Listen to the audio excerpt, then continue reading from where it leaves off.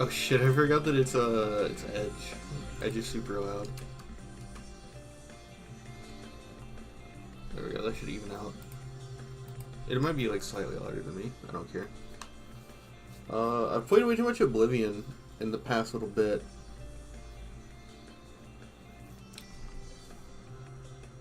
I should probably go ahead and record this. I've been playing way too much Oblivion, so I thought that I would go ahead and do all of the factions, and then subsequently the Daedric Princes, since that's kind of a natural discussion. They kind of like, you know, go together. So I just have each of the pictures here representing a faction. Main story, Knights of the Nine, Shivering Isles, Arena, Thieves Guild, Dark Brotherhood, Mages Guild, Fighters Guild, and Daedric Princes, respectively. Left to right. So the main story, I think, is Oak. I don't know how much value there is to having 40 million tiers. I should probably go ahead and turn that down to 144.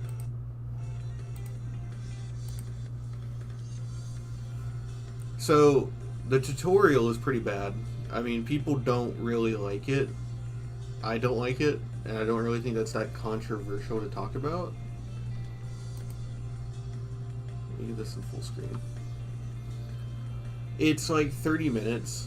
Like, if you really rush through it, you can probably do it in like 20, 25. But like, I rushed through it on minimum difficulty, and it still took me 27 minutes.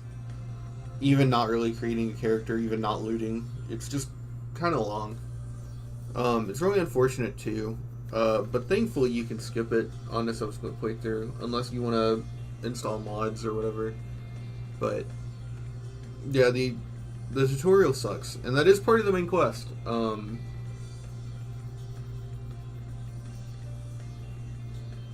Then, the moment that you leave the sewers, you're not really free from the main quest because of the fact that you need to take the amulet to Joffrey. So, in a literal sense, you're constantly reminded of the fact that you need to go back and do the main story with the amulet in your inventory, which is annoying. But, more than that, if you try to buy into the story as a story, right, at all, it's just too urgent. There's no actual justifiable reason that any character would not beeline it to Wayne and Priory. Now, you could say whatever about helping Martin, but at least going to Wayne on Priory is like bare minimum. Like, even psychopaths would do that. And it's like, okay, so it's like the main story, you gotta do that, so you gotta immediately fast travel to Wayne and Priory, talk to the guy, get your leather armor, steel armor, or iron armor, not even steel. Get your leather or iron armor. And then it's like, okay, we gotta go find Martin. So you go to Kvatch, you fast travel to Kvatch because all the fast travel markers are available. So you haven't really explored anything, like from the tutorial. You killed that one mud crab that stops you from fast traveling. Then you fast traveled to Wayne on Priory. You must fast travel to Wayne on Priory. Then you go to Kvatch, and this is the thing, right? So if you like buy into the story and you play the story the way that the devs want you to, the way that the game wants you to, right? If you actually buy into the main story, you run into the issue of Kvatch is overrun by like scamps and Clanfear runs, and it's like, how did the town guard lose to this? Like, you can just fucking demolish those guys at level 1. And it's like, what? How did Kvatch lose to this? Now, I know in the greater sense, it was overrun by a great siege engine, like the one that Martin summons during the Battle for Bruma. But it doesn't leave a good impression on you. It's like this. It's like a ton of weak enemies. So it's like, is that what Dagon is doing? He doesn't have strong creatures. He's just gonna like flood the earth with like millions of billions of weaklings. So that's kind of lame. I guess it makes sense, but it feels very bizarre.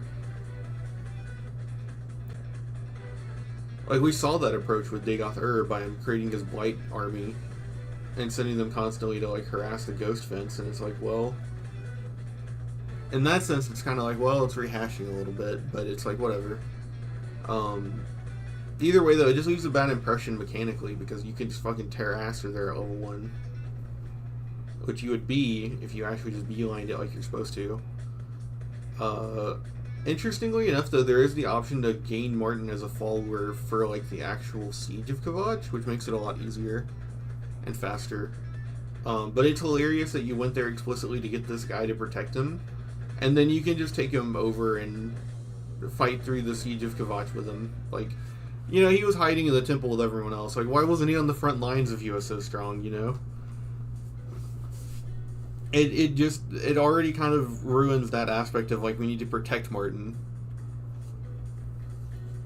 And then, hilariously enough, you can just bring Martin with you forever if you want. So, I mean, like, that's another breaking off point for the main story, is if you want a companion, you can just take Martin, because he's a mage. It's really funny. But you get through all that, then you go back to Waynon Priory, and fucking Joffrey loses the Amulet of Kings because he put it in a desk. And I just want to emphasize, the player cannot drop the Amulet of Kings. Like, it's a quest item. You cannot remove it from your inventory. So it's like the player, even if they do ignore the main quest, never loses the Amulet of Kings. No matter how many fucking stupid strip item dungeons you go through, no matter how many times you get jailed, whether you go to the Shivering Isles or if you fucking go to the Afterlife to fight Umaril, you don't lose the Amulet of Kings, but fucking Joffrey puts it in a desk. And it's like, what's going on here? What's going on? So then you have to go to Cloud Roar Temple, but thankfully it's already marked on your map, so you don't actually need to like take Martin and protect him, you just fast travel, so it's like, okay. Kind of weird. Then you go to the Imperial City, and you have to do a fucking really boring mission where you just keep talking to people to get books. And then you follow Boris into the sewers, and you have to walk very slowly with Boris into the sewers. So you go too far ahead of him, you know, he stops, and he's like, where are you? And if you're too far behind, he's like, hurry up. There's a way to kind of exploit it, I think, where if you let Boris into another zone and then wait, sometimes his package will move forward, but he's really insistent on you hanging out with him in the sewers. So it's like, that takes forever. Then you get all 4 books, and then you take it to Taormina, and if you don't know the puzzle, then you just have to wait days for her to tell it to you. So it's like, okay, it's just waiting. But at least I do like that on repeat playthroughs, you can just go straight to the Imperial Palace and look at the statue thing and advance to the next stage of Lake Aria's Caverns. And then that's like the first time you actually have to go somewhere. Lake Aria's Caverns doesn't get marked on your map, which I'm kind of surprised about, TBH. Because, like, they marked Waynon Priory, which was, like, right next to a city, and Cloud Roar Temple, which was, like, right next to a city, but they decided the jumping off point where you actually have to go do things is, like, Aria's Caverns, which is interesting. It seems I'm late. Not really. Just a few minutes. And then Lake Aria's Caverns is, like, the infiltration type mission of the game. It actually inspired the Thalmor Embassy one from Skyrim, but it's not very compelling. You either give up all your gear and you have to like try and break out later, or you just fight everyone. It's not too tough. You grab the Mysterium Xarxes because Mankar Cameron disappears, which I don't care about that. He's like a magical dude. He can do whatever he wants. You can save an Argonian guy named I think Jalil, or no, it's Gelius. Which is something that the main story introduces, is that at various points if you save people, they can give you bonuses. Like, if you save Boris in the sewers, because he loses his essential flag after you make it to the meeting, he loses his essential flag. You can save Gelius here. There's moments like that I think are very interesting, where being the hero is like something you have to go out of your way to do. It's like very difficult. And they give you like bonuses, like Boris gives you a block and blade skill level ups, and then Gelius will train your restoration if you manage to save him. And then, so I think Lake Arias is like the first really good dungeon. I think Lake Arias is the first good point in the main story that isn't like more weird or bad than good. Because, like, yeah, Kvatch is okay if you wait until, like, level 20 to go there, but, like, then that makes more sense and it makes it more, like, epic. But, like, then it's like, well, you put off the main story for 20 levels. Like, it kind of ruins the main story's tension. I just like that these games need essential NPCs to work.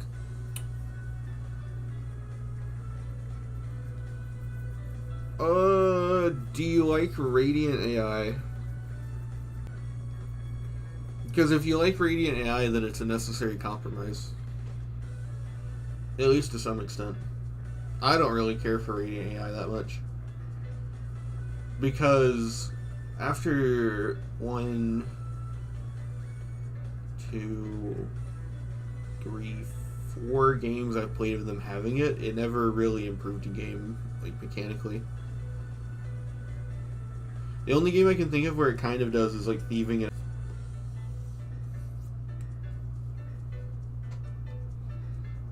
So that's, like, Arias Caverns. Then you go back to... What's his name? Martin with the Mysterium Xarxes. And he tells you to go do a Daedric quest to get a Daedric artifact. No, he doesn't. He tells you to go talk to Joffrey. He tells you to go kill spies in Bruma. And something I really appreciate about this is that if you know what you're doing, you can just go kill the 2 people and get the note and come back. That is very nice. But I do like the way the mystery is laid out for people who don't know the solution yet. They tell you one half of it so that you can get the key to enter the other half, and then you just have to figure out when the other person is there. Which I think is fine. It's kind of annoying because you just need to wait for the time of day, but... Something else that I kind of like about it is that it reinforces, along with the fact that random Mythic Dawn attacks start happening. And it's something that the main story doesn't really ever address, is that, like, mostly poor people are for the Mythic Dawn. Which kind of hints at, like, the fact that the Empire is already, like, economically collapsing. Because there's beggars everywhere you go, and then, like, all the poor people are joining the Mythic Dawn. It's kind of like a background element. Like, because the game doesn't even acknowledge it. But it's really cool that that's a detail. And it kind of makes sense with what Maincar is talking about and the way that it would convince people to join him.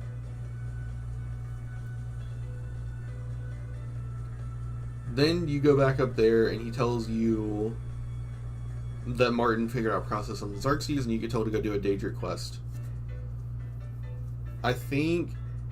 I do like this quest. Some people actually say this is annoying because of the fact that you have to get told to go away. But personally, I do like it. I think that it's very cool that you have to figure out one of them to go do. Because you'll always get told to go to Azura as like a... just in case you have no idea where any of them are.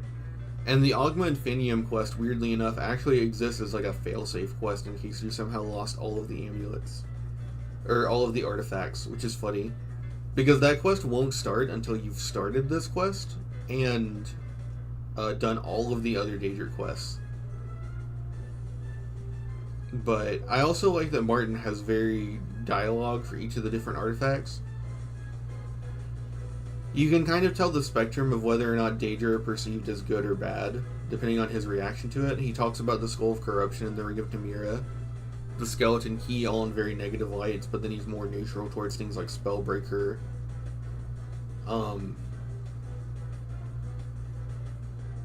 Azura Star. What other ones is he neutral to?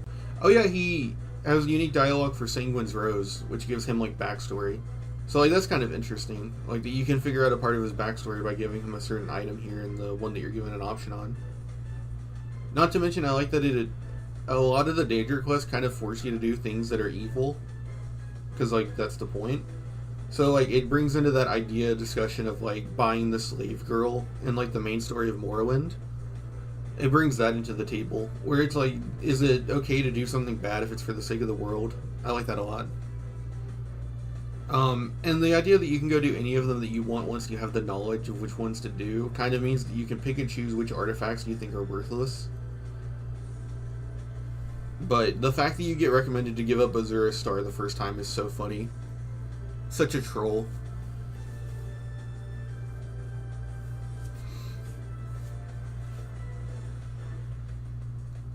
After that, you'll get told to go to I don't remember the name of the dungeon, but it doesn't matter. You get told to go find the armor of Tiber Septim and to go help with an Oblivion gate down in Bruma.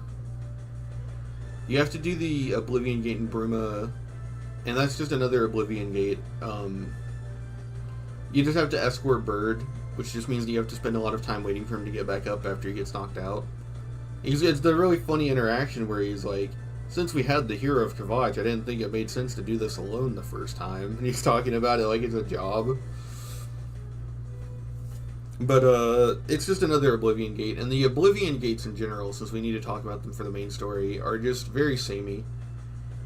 The ones that you do for the main story are fine enough, they're different enough, but all of the Oblivion gates, which are tied to the main story, outside of Kavach, Bruma, Allies for Bruma, and then Bruma again, are just copy-paste, and they're really boring. It's a mechanical incentive because Daedra drop really high valuable loot, and the Sigil Stones are the best enchantments in the game. But it's such a slog. I can't imagine doing all 60 gates organically in a playthrough. I don't think that's possible. Is there a star overrated? It's good, but overrated. Nah, in vanilla it's S tier. I use a mod that lets you have rechargeable items, like in Morrowind, so it's not as valuable, but I think before you know what you're doing with like rechargers and breaking the economy and having a bunch of soul gems at all times, it's so good. But the Armor of Tiber Septim quest is just a really, really long dungeon full of some of the spongiest enemies in the game. At least always relative to your level. They're always like so tanky. It's so annoying. I do like the gimmick of having to defeat the Blades ghosts to like restore them and have them go back and guard, open the portal for you or whatever, but it's whatever. After that, you get told to go find a Great Welkin Stone and help find Allies for Bruma. And Allies for Bruma is just an Oblivion gate for each city. I kind of like the one with the... No, I can't even say that because it's just annoying trying to escort them, but some of the formats are okay. Like, there's one where the solution is that you have to get high up on a tower and then survive a fall. That's really cool. If you were trying to rush the main story, I have to imagine that would be significantly tougher. There's also the fact that you can find out eventually that you can just use Sea Stride and walk on the water in Oblivion, because it's water. And just heal yourself as you run across it, which is so funny. It's incredibly goofy. There are some unique details in Oblivion dungeons. For instance, there's one Oblivion gate where there's... And if you jump over to the island, you can get a unique Daedric mace. It's not very good, but it's pretty unique. But overall, once you've done all of the Allies for Bruma gates, you don't want to do any more Daedric gates ever again. Then you do the Great Welkin Stone, and it's just an Alien Ruin. I mean, if you just did the main story, I guess you wouldn't have like gone to one, but if you've played the game at all, then it's just, oh, it's just another Alien Ruin. Nothing unique to it. And then you bring it back to Martin, and he opens the portal to Paradise. And Paradise is pretty visually interesting. I really like Mankar Cameron in Paradise. I just think Mankar should have had more presence throughout the entire story. Maybe he works because you only meet him the one time, but for me personally, I think it would have been better to have him been built up a little bit.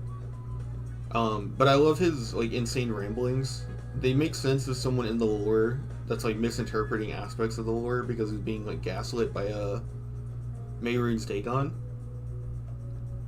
And I like that he has complete autonomy over the realm, sort of like, you know, like Daedric princes do to theirs.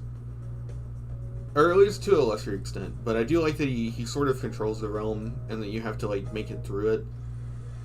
I kind of don't understand the thing with the Bands of the Chosen. I guess they wanted to make it feel like it isn't just a strict like cave dungeon, so you have to do something special to get through, but it doesn't end up really working. Apparently, you can fight like a secret Zafali boss if you help the Daedra instead of fight him, but I've never seen that personally. And then Mankar Cameron is like actually a good boss. He's pretty tough. He has like an insane amount of absorption and reflection, so you're never able to spam spells on him. And then he's really fast, so actually meleeing him is going to be tough.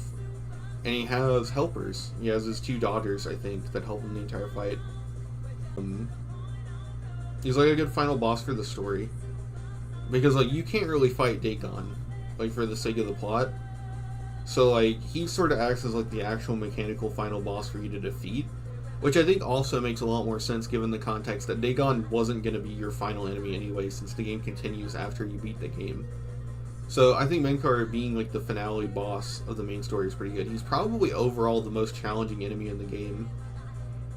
Like, in terms of he remains challenging no matter how overpowered you get, he's probably the toughest static challenge in the game. I do think that certain things early on are just tougher, like hitting the level 8 Minotaur and Troll Spike is like just undoable for certain characters. But I think in general he's also a really good final boss. And then you go out and it's time to go to the Imperial City and Martin sacrifices himself and no. Sorry, I've completely glossed over Battle for Bruma. That happens before Paradise. You have to get a great sigil stone. So Martin opens up 3 Oblivion gates in front of Bruma with the help of the town. And I actually do like that if you go get allies for Bruma, some of the people are colored differently, but that's about it. Otherwise, I think it's just the same amount of Bruma soldiers as it would be other town soldiers. And Martin is not essential during that. You actually have to protect him, which is really interesting. I actually like it a lot. Because he's not invincible, and if you go there at a high level, it's really difficult to save him. Like, it highlights how much of a struggle this battle was, even without there being tons of NPCs on screen. I also like that the Guardians are essential there too. Like, you're probably going to lose Joffrey and Boris if they made it there. And then the Great Oblivion Gate is just another Oblivion Gate. It's just got a giant thing in the front of it. One in the Imperial City with Martin, and he's not essential, but because of the fact that you can just go to the Temple of the One and wait, it doesn't really work the same. But you know, your first time through, you don't know that, so you just try to run through it with him, and it's pretty tough again preserving him because the Imperial City is just overrun with Daedra. And then Martin sacrifices himself, mantles Akatosh, and seals up Dagon, and closes shut the jaws of Oblivion. So, like, the intro kind of has points where it can work if you delay it. It's okay, but overall that doesn't make sense with the urgency of the story. So you're stuck with a lot of quests that don't feel good if you do them when you're supposed to, but then if you ruin the urgency and pacing of it, they're kind of better. You've got the good quest of Lake Aria's Caverns, which I think is okay. Then you've got the Daedra quest, which I think is also good. Then you've got Paradise and the ending, which is good. So you've got like 4 quests in that chain line that I think are just good, and the rest of it that kind of falls apart. I'm gonna put it in bad just because it's only 4 tiers. But the fact that you can also do this early on means that you can get your dragon armor viably in a playthrough, like if you rush the main story. I just can't, it's weird. The main story feels better to play at a higher level, but the urgency kind of prevents that. You would have to be doing like a hyper leveling build to get the most out of the main story the way it wants. I wish there was more point you could fail but not fail the progression. I mean, I guess there are. You can blow your cover in the Mythic Dawn Cave. You can ruin Boris's cover in the meeting. Boris can die in the meeting. I'm trying to think. What else? What other examples are there in the main story?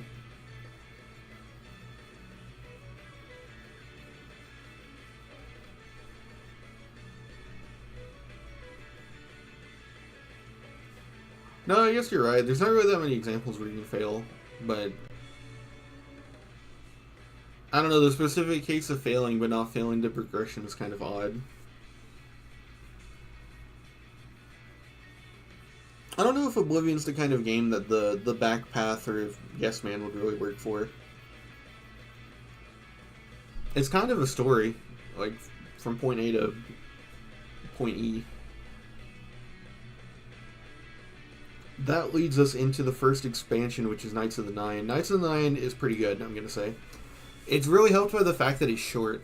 So you do the pilgrimage quest, and you follow the prophet's way shrine map.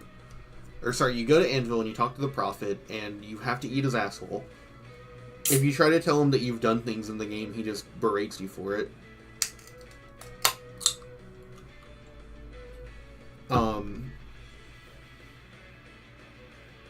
Except for if you say that you serve Sithis, then he takes it as if you're gonna redeem yourself, which is funny. He sends you to the Way Shrines, which is sort of like a join the Mages Guild light quest, and that's kind of annoying, but he does give you a map for it. The only annoying thing is that his map is wrong. The Way Shrine of Stendar that's north of Leo. You're having a soda? No, it's a mean bean.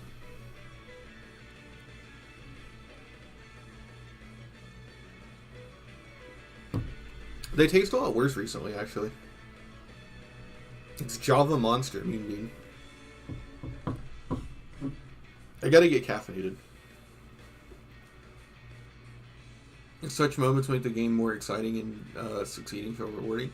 I agree. I think the fact that you can fail the Defend Martin quest in Bruma is actually really good. Makes it more tense. You can also technically fail inside of the Oblivion gate if you take too long, but you're given like 15 minutes to clear a gate, which is kind of ridiculous. I don't know any Oblivion gate that takes 15 minutes to clear.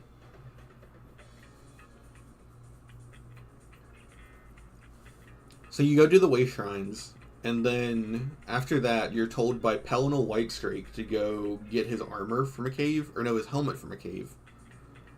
And then inside of the cave, you find some other guy that died trying to do it. So you find the Priory of the Nine. The Waynon Priory. You find the Priory of the Nine. And then you go there and you fight this Gauntlet of Ghosts. And that's pretty cool. And then you get the armor. And then you keep going to all these different places across Cyrodiil to go get the Holy Relics. And it's just about... You know, there's like the guy who's sick, and you have to take on his curse to lift up the gauntlets, you know, things like that. You need to have...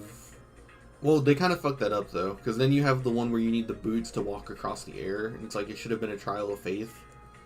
Like, maybe if you try to use acrobatics to get across, you fall, or maybe if you try to use... Like, I don't know, something... I guess they can't have levitate, so they can't make you fail with levitate, but I don't know. Then you have to go do a fort. You have to go do a dungeon to get the, I think the shield? I don't remember. And the dungeon is okay. The puzzle is really annoying, because once you figure out the solution, it still takes a while to do. It's the one with all the chests, and like a 6x6 rotation. And each time you take an item out, you put it in a different one, and it tells you what the item needs. And it's like, you figure out what to do, and then it still takes like 10 minutes if you do it right, without looking it up. But I really do love the journey to gather all of the Crusaders' parts. Like, you have to go do the Kennerith trial, where you just let a bear attack you without fighting back. And I like the idea that it built up the idea that you're like, you know, you're redeeming all of the ghosts who failed. It's pretty cool.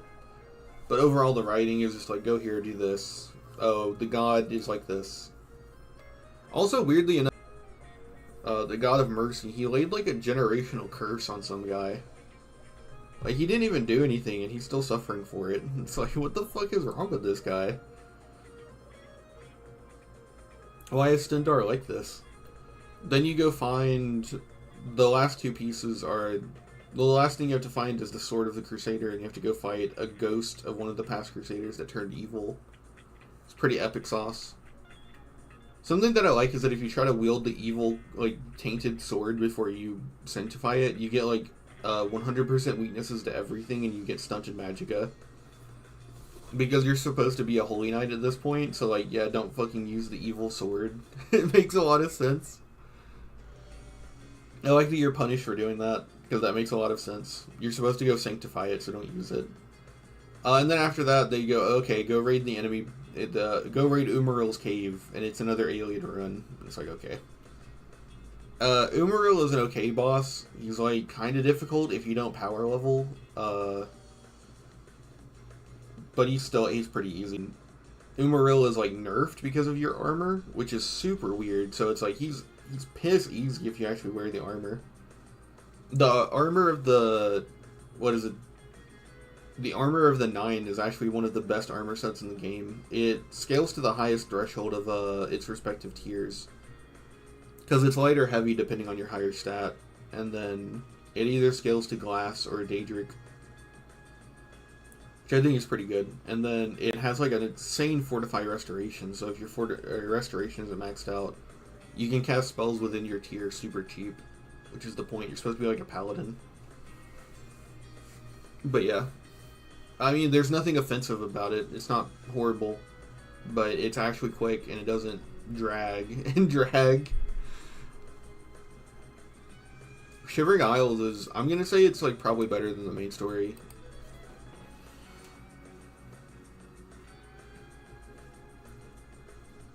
I'm trying to think about what you actually do in Shivering Isles. You have to figure out a way past the gatekeeper, which involves talking to the townspeople.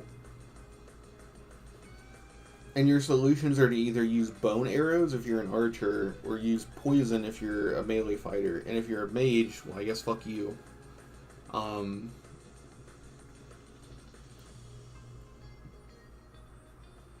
After that, you're told to go through the gates, and apparently you have a choice on which gate you go through, but it doesn't actually affect the journey. It just gives you a different, lesser power. Which is pretty lame. And then you make it to New Sheoth, and there's Crucible and Bliss. And each side is Mania and Dementia, because it's the entire point is that the island is split into Mania and Dementia. And like, it's pretty random XD. I don't really find it particularly funny most of the time, but there are a few funny things, like the Khajiit who really likes dogs, and the Orc who really hates cats. That's kind of funny. There's like the guy who wants to kill himself, and you can help him, and he gives you a ring that has like a bunch of constant effects on it. It's pretty cool. You talk to Sheogorath, and he's very roar XD. Yeah.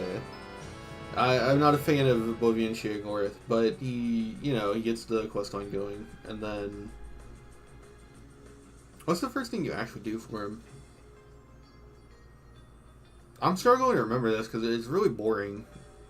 You go to Théoden, and he tells you to go do a dungeon crawl, but there's enough Feldu in the dungeon that you're never going to suffer negative effects. So it's like mechanically there's nothing there, it's just a dungeon crawl. And then Syl has you track down an assassin who's trying to kill her. That's more interesting. And it is funny that you get to tell the Inquisitor to just zap people. But overall, it's just about asking the right people in the right sequence to get the right people to talk to next. So it kind of boils down at some points to just talking to everyone and zapping them once to see if they'll change how they talk. But after you see that zap effect a few times, it kind of wears off. And it's just a little tedious. After that, you get told to go to Zedefin, and you torture the incoming adventurers with the defense mechanism, where you get to choose whether or not to kill them or make them go insane. And it's pretty funny the first time you see it. Afterwards, it takes way too long. It's kind of the problem. Then the knights show up and you have to fight them, and you talk to them, and it hints that something's going on in the Isles that Sheogorath's aware of. And he basically tells you not to worry about it because you got other shit to do. I can't remember the sequence of events after that, though. I know some plot points. Like, I know that you have to assassinate one of the dukes to ascend. which both of them just devolve to really long stealth sequences. So it's like, okay. Then you have to go win one of the sides of the Golden Saints and Dark Seducers at, not Pass Wall. It's like a military camp, and you basically just have to help one side win, so that their leader can sacrifice themselves, which makes sense because they're Daedra. They'll just reincarnate, but I guess the point is that it's supposed to be different by our standards. I'm not entirely. It's just supposed to be a fun little army battle with the side you choose, and you get to choose the side. I like the story you told me about the female Dremors being punished by Tinterslop. Yeah, so that's the funny thing about Golden Saints and Dark Seducers is that they're men and women, but they don't, like, the men aren't in a lower position in the army structure because they're men. They're men because they're in a lower position in the army structure, which is so funny. There's like a part where the Golden Saint is like, and to make it worse, I'm down to nothing but men. And I'm pretty sure they just used the Wood Elf voice for all the men Golden Saints, which is extra funny.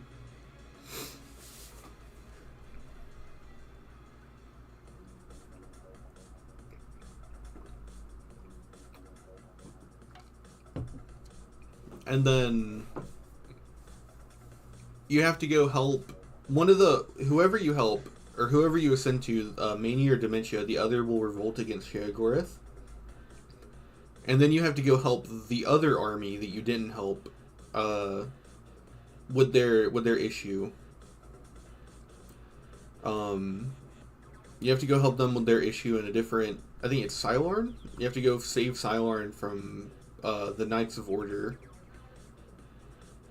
And then I think you come back and that's when Sheogorath is black-pilled? No. Then after that, you have to rebuild the Gatekeeper, which is just a bunch of dungeon crawls. And then you rebuild the Gatekeeper, and it's a really long sequence that takes way too long. And it isn't, like, charming or epic or anything, it's just kind of there. And then you have to go back to Sheogorath, then he's black-pilled, and he disappears. And, Findel? Haskell tells you to go talk to this guy. And then he basically gives you some exposition about how he was the last remnant of Jiggalag, because the Grey March is Sheogorath turning into Jiggalag. Shigarath and Jiggalag are two halves of the same coin, that's why I used this picture. And essentially Shigarath and Jiggalag both want to break the cycle, but they both try to do it in different ways. Sheogorath is trying to do something unpredictable to break the cycle, and Jiggalag is relying on order. So when you go talk to Deus, it introduces this idea of, is everything you're doing predetermined by logic and fate, or are you doing what you do completely out of free will? It doesn't really seem to matter, because either way you win, and you and Jiggalag are both free from the cycle because you mantle Sheogorath. Which, that's the final thing. Once you get the staff and you can mantle Sheogorath, you have to fight Jiggalag, which is like, okay. It's like a really pitiful boss fight, though, because you're probably max level by the time you come here. Like, you're probably kitted out in good gear. You're probably really tough. I cannot imagine you struggling with Jiggalag. I don't really find the islands that fun to explore. Like, the random dungeons you find are just different skin dungeons, but I do like the overworld of the Shivering Isles, and I do like New Sheoth quite a bit. And I like some of the main quests. But overall, bipolar person, BPD. That's what people describe Shigarath. Someone said that they had BPD and it reminded them of Shigarath. But, you know, we're just gonna call this okay. We need to have like a okay and bad tier. It's fine. You get some really cool quest rewards, like you get Shadowrend, and you get a bunch of like the greater powers, and you get like amber weapons and golden weapons, but it's just like, your playthrough is probably over when you go to the Shivering Isles, realistically, right? It's just kind of that problem. It's like the Morrowind issue where like Like Morrowind's DLC exists to like test like a fully completed character, and to like see if your character build is actually good, or if you were just choosing Vardenfell. Shivering Isle feels sort of in that lane. The writing of it's okay. It's like, yeah, it happens. I don't know, the like theming of like Shiggurath and change is like okay, but they don't really go too far with it. They're like, you mantle Shiggurath, and that doesn't really seem to have any consequences for your character. It doesn't really seem to expand on anything from the main game. If anything, the fact that the door in Niven Bay opens at all kind of invalidates Martin, but yeah, Haskell has a hand wave about it at the start. I don't know. It's a DLC where I really do think it's those moments between questing that I think people remember very fondly for. Because, like, if you just do the Shivering Isles as a quest line, it's just like any of the other quest lines, which is kind of the problem. I think people like it because it's such a breath of fresh air from the main game of Oblivion. Like, the visuals and the world and the characters. But the actual just process of questing is just the same as the rest of the game. Stealth sequences, dungeon crawls, and maybe sometimes something else. Actually, yeah, isn't there like an actual puzzle in the Shivering Isles? Yeah, there's like a room with a torch, and you have to bring the torch across all three different sconces, and it's actually really tough. It's like a puzzle where you have to like, because of the fact that you probably have high movement speed when you come here, you have to actually figure out how to like move at the correct speed to not lose, but still light up all of them in this time frame. It's like actually like a puzzle. Not like the main game where it's just like, which lever do you pull? It's like actually kind of tough. But yeah. You meet the main character in character. I don't know what you mean there at the end. I think if you mean that you can just walk up and talk to Shiggurath, that is very cool. I like that if you try to hit Shiggurath, he just sends you to the top of the realm and just makes... Because, like, a lot of people when they're kids, you know, they have that, like, genocidal urge in video games, so you're just like, fuck this guy, I'm gonna kill him. And then he just goes, you shouldn't have done that. And then he sends you to the fucking throne of the world and flies you off. Which is also kind of just, like, that kind of emphasizes that, like, Dagon low-key has to be helping you in the main story. Like, if Shiggurath can do that to you in the Shivering Isles, there's no way Dagon can't just incinerate you in the Deadlands. Due to them being able to shapeshift, the devs didn't have to choose a race.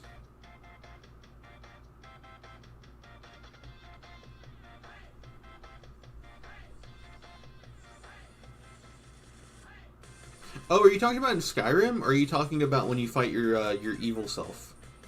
That's another cool thing the game does. You have to fight an evil copy of yourself that has all of your magic. But they use, in your armor, but they use Shadowrend. Otherwise, if they actually copied, like, Chillrend, you'd probably get absolutely fucking shit on.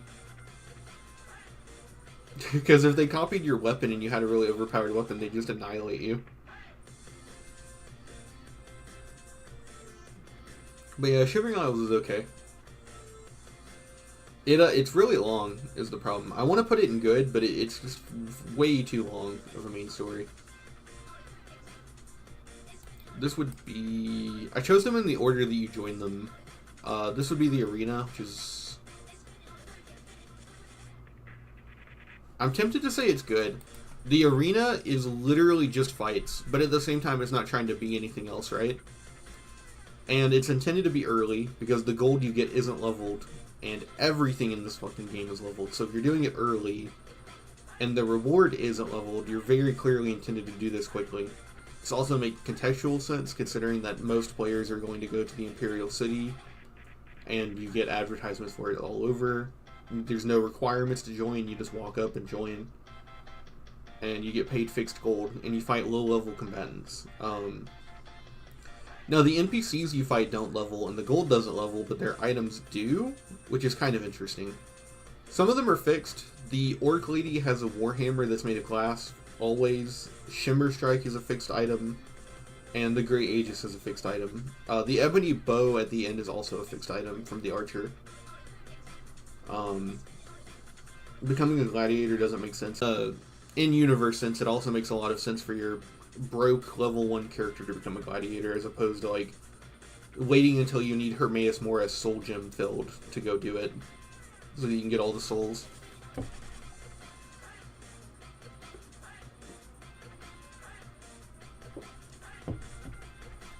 But I think, here's the thing, everyone calls this questline Dogwater, and I get it. If you want, like, a Morrowind guild, or if you want, like, Daedric quests, or if you want, for me, Knights of the Nine, I get why you would compare this and say it's bad.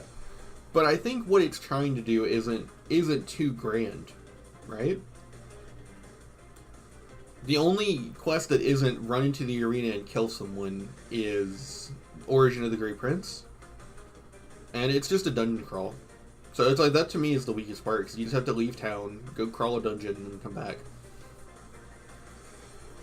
But I do like the effect it has on Agranok, where he just kind of gives up his will to live. I mean, that's kind of an interesting way to do it. Personally, I think a better way to do this would have just been to have him... I mean, personally, me, if I was going to do this, I wouldn't make Agranok just stand there. I would just make it to where he mechanically does not block. Because if you fight enemies in the game, you'll notice that every enemy, like, spams block, because it makes sense. But I think that a better mechanical way to incentivize that Agranok is trying to die and throw the match would just be to have him not to block. That way you can just freely wail on him the entire time and absolutely shit on him. Because if you and an enemy are just attacking each other, you're almost always going to win. The reason that you get fucked up is because you'll try to hit them and they'll block, and then they'll get attacks in on you. I think that would have been better. If they're not going to script his health to be 1 HP, then do something like that where he just stops blocking. Now, I've never actually fought Agranok. I always do the Origin of the Grey Prince for the athletics bonus. So I have no idea if he's like an actual tough boss fight or not. But early on, it's really fun to try and climb this. You can kind of cheese it if you're like a Breton or a High Elf, but if you're another race, you actually have to think a little bit to get through it sometimes. Not think, but you have to, like, to get past the Argonian match, you're going to need to go get, like, some type of item, some potions, you're going to have to use your daily ability, you're going to have to use a spell. Even if you just want to be a pure warrior, you're going to have to do something. And I like that a lot. Thieves Guild. I don't know how much I like the Thieves Guild.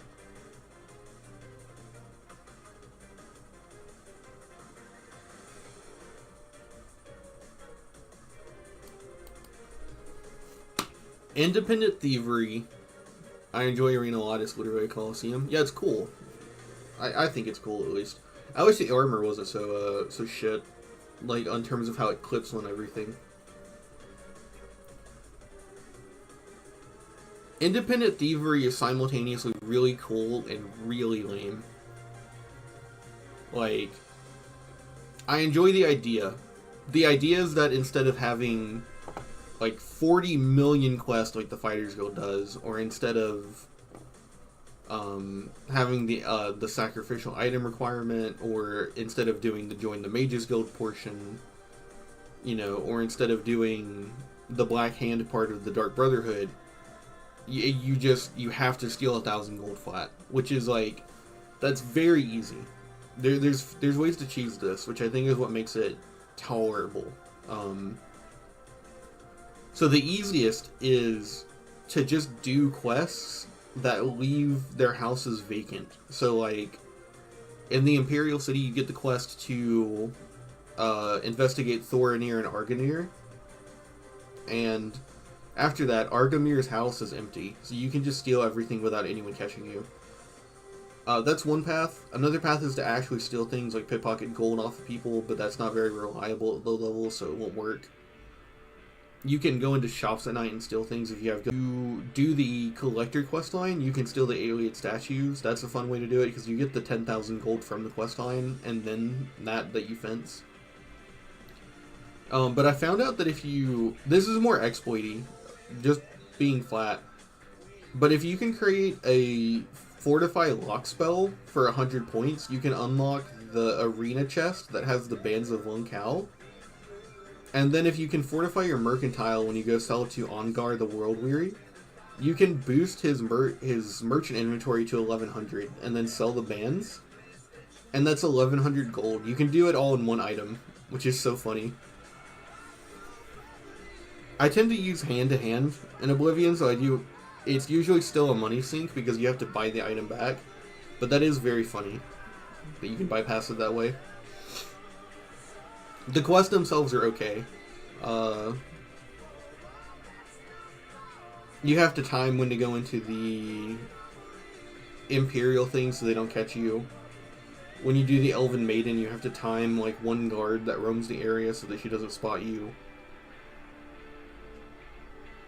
When you do all of the quests that involve invading castles of the counts, you need to use like secret back entrances and time yourself with the guard patrols. It can be pretty engaging, but the one issue that I found is, and it's my fault, invisibility kind of invalidates this quest line. If you can cast like Shadow Shape or Deathly Visage, and your magicka regenerates enough that you can cast it maybe like 5 times in a row, it's not that rough. Like, you just need to time out when you cast it, and then you're just set. I guess that's the same thing as saying that you could just cast Weakness to Magic and stack that and use one spell to destroy someone, but it really does feel like there needs to be an extra layer of protection against just using illusion magic to complete the Thieves Guild. Any speech check, it can be done by a Charm 100 spell, which you can craft at level 1 with no illusion spell. Or just an invisibility spell, which is Illusion 50, which is not at all like a steep investment. And I get that's just me, right? It's just because I know that works, that it's hard not to use it. But I have to imagine that the Thieves Guild questline is infinitely better until you figure out that you can just use invisibility. The questline is also really short compared to like Fighters Guild, Mages Guild, and all that because of the fact that independent thievery exists, so if you're just looking to get it done, I think it's like 10 quests.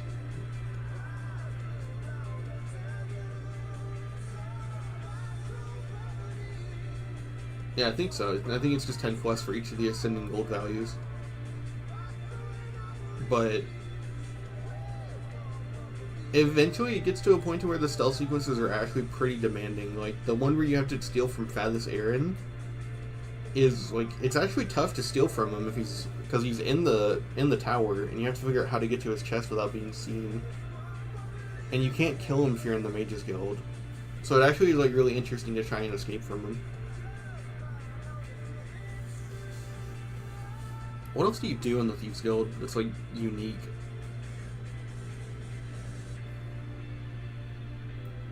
That isn't just sneaking into a place.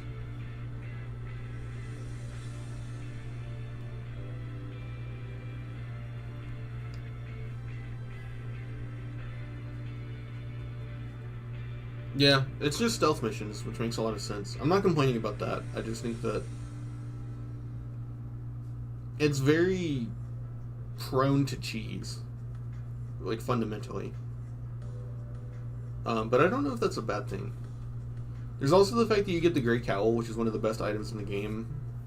There's also an exploit with the Great Cowl of Nocturnal. If you wear it and talk to Scriva or Armand and clear your bounty, guards won't attack you. Which is incredibly useful if you want to use the thing without taking it off.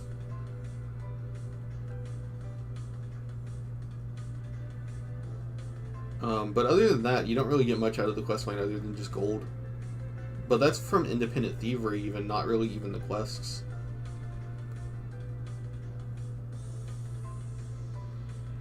I think Oblivion, so that's the thing, is that, like, the faction thing, it's like, all of the ones that focus on one aspect of the game purely are going to suffer, because, like, Elder Scrolls games are trying to be multiple games in one, so it's like, it doesn't really hold up too well, like, to scrutiny. Because, like, you just can't make a good stealth, it's hard to make a good stealth faction out of this game when the stealth mechanics are there, but they're not as deep as they could be, right? There's no, like, casting a spell to turn out a torch, which makes the room darker. There's no shooting an arrow at a rope to make something fall so people go over and investigate it. You know, there's nothing like that. It's just stealth detection broken up by visibility and sound. Which is enough, I think, to make it okay, but it's not the best. And then Independent Thievery, until you know how to choose it, is just kind of tedious. Dark Brotherhood.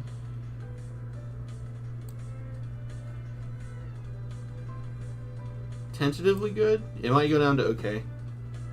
The introductory quests are really fun, because there's no strict way to do the Dark Brotherhood. It's not a thief faction. It's not a stealth faction.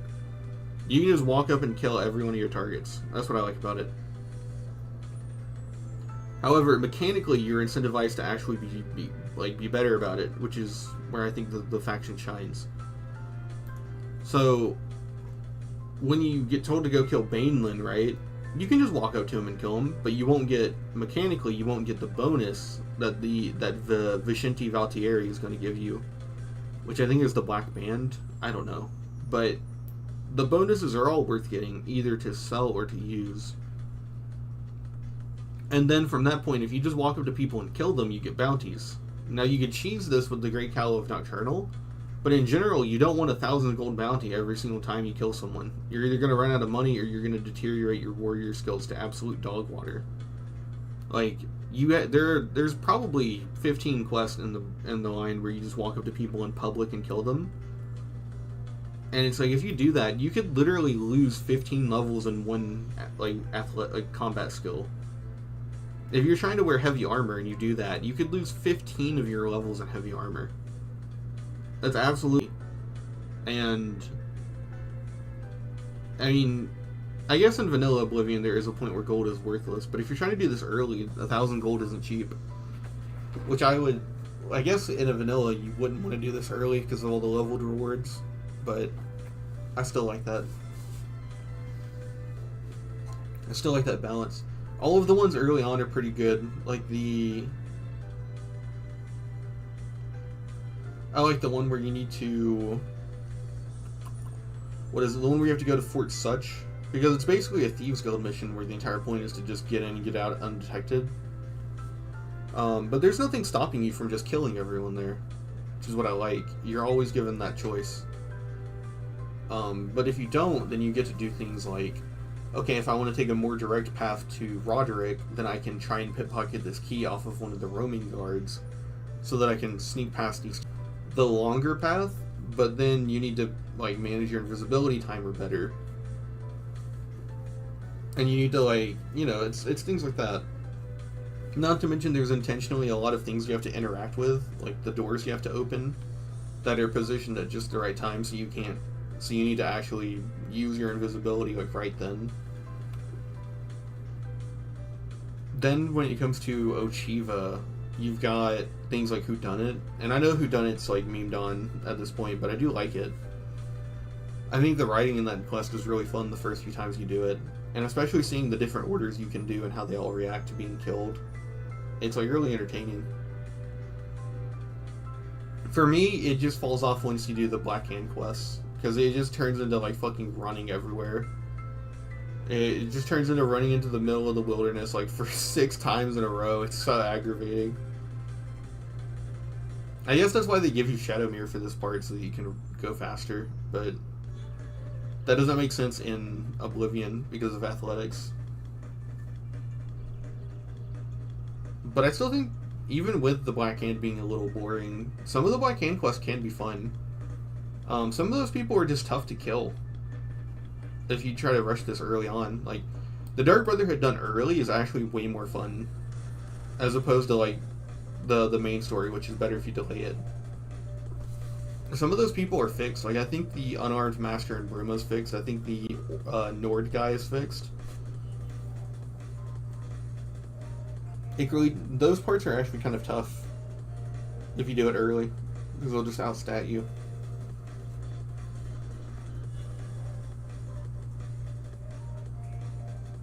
Mage's Guild.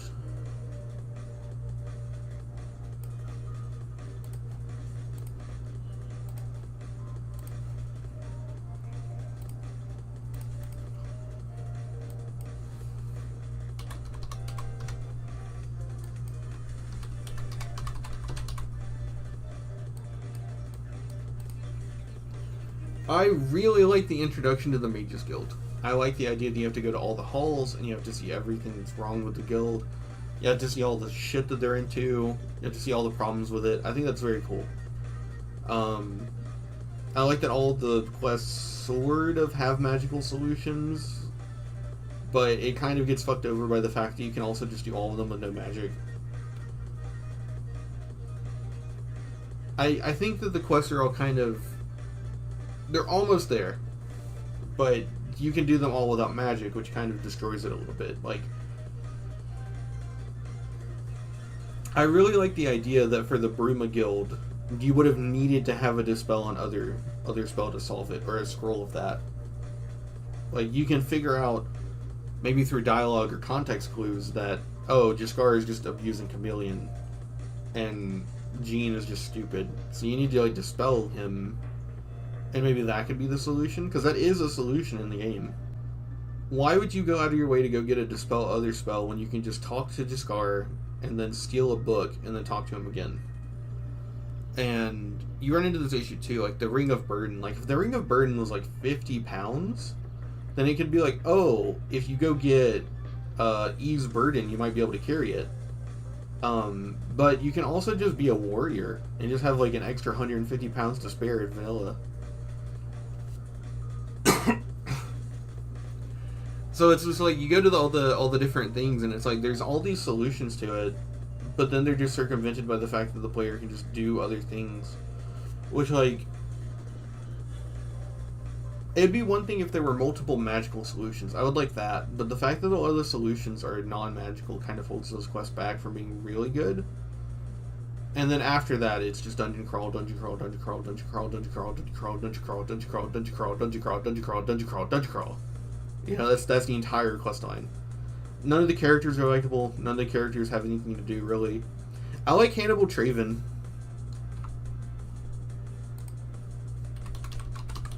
Ladies and gentlemen, Hannibal Traven. Because I love that whenever you talk to him, he's got this big fucking grin on his face. You can't get a close-up. He's got the biggest, goofiest smile on his face imaginable, because he always has max disposition with you. He's the GOAT. There's also the metagaming aspect of the Mages Guild that it's better to not complete it. The Necromancer's Amulet is like the best item in the game, like without dispute. And why would I ever turn it in? Which I get that, oh, well, you only know that because you played the game. But it's like, I don't know. I guess we just never replay games ever, huh? It's like, why would I ever turn that thing in? That's 130 magicka. For the small downside of, I think, 50 carry weight and, like, 50 health. It's an absolutely insane item. Which means that you're punished for continuing the storyline. Which is hilarious. That's so backwards. Mana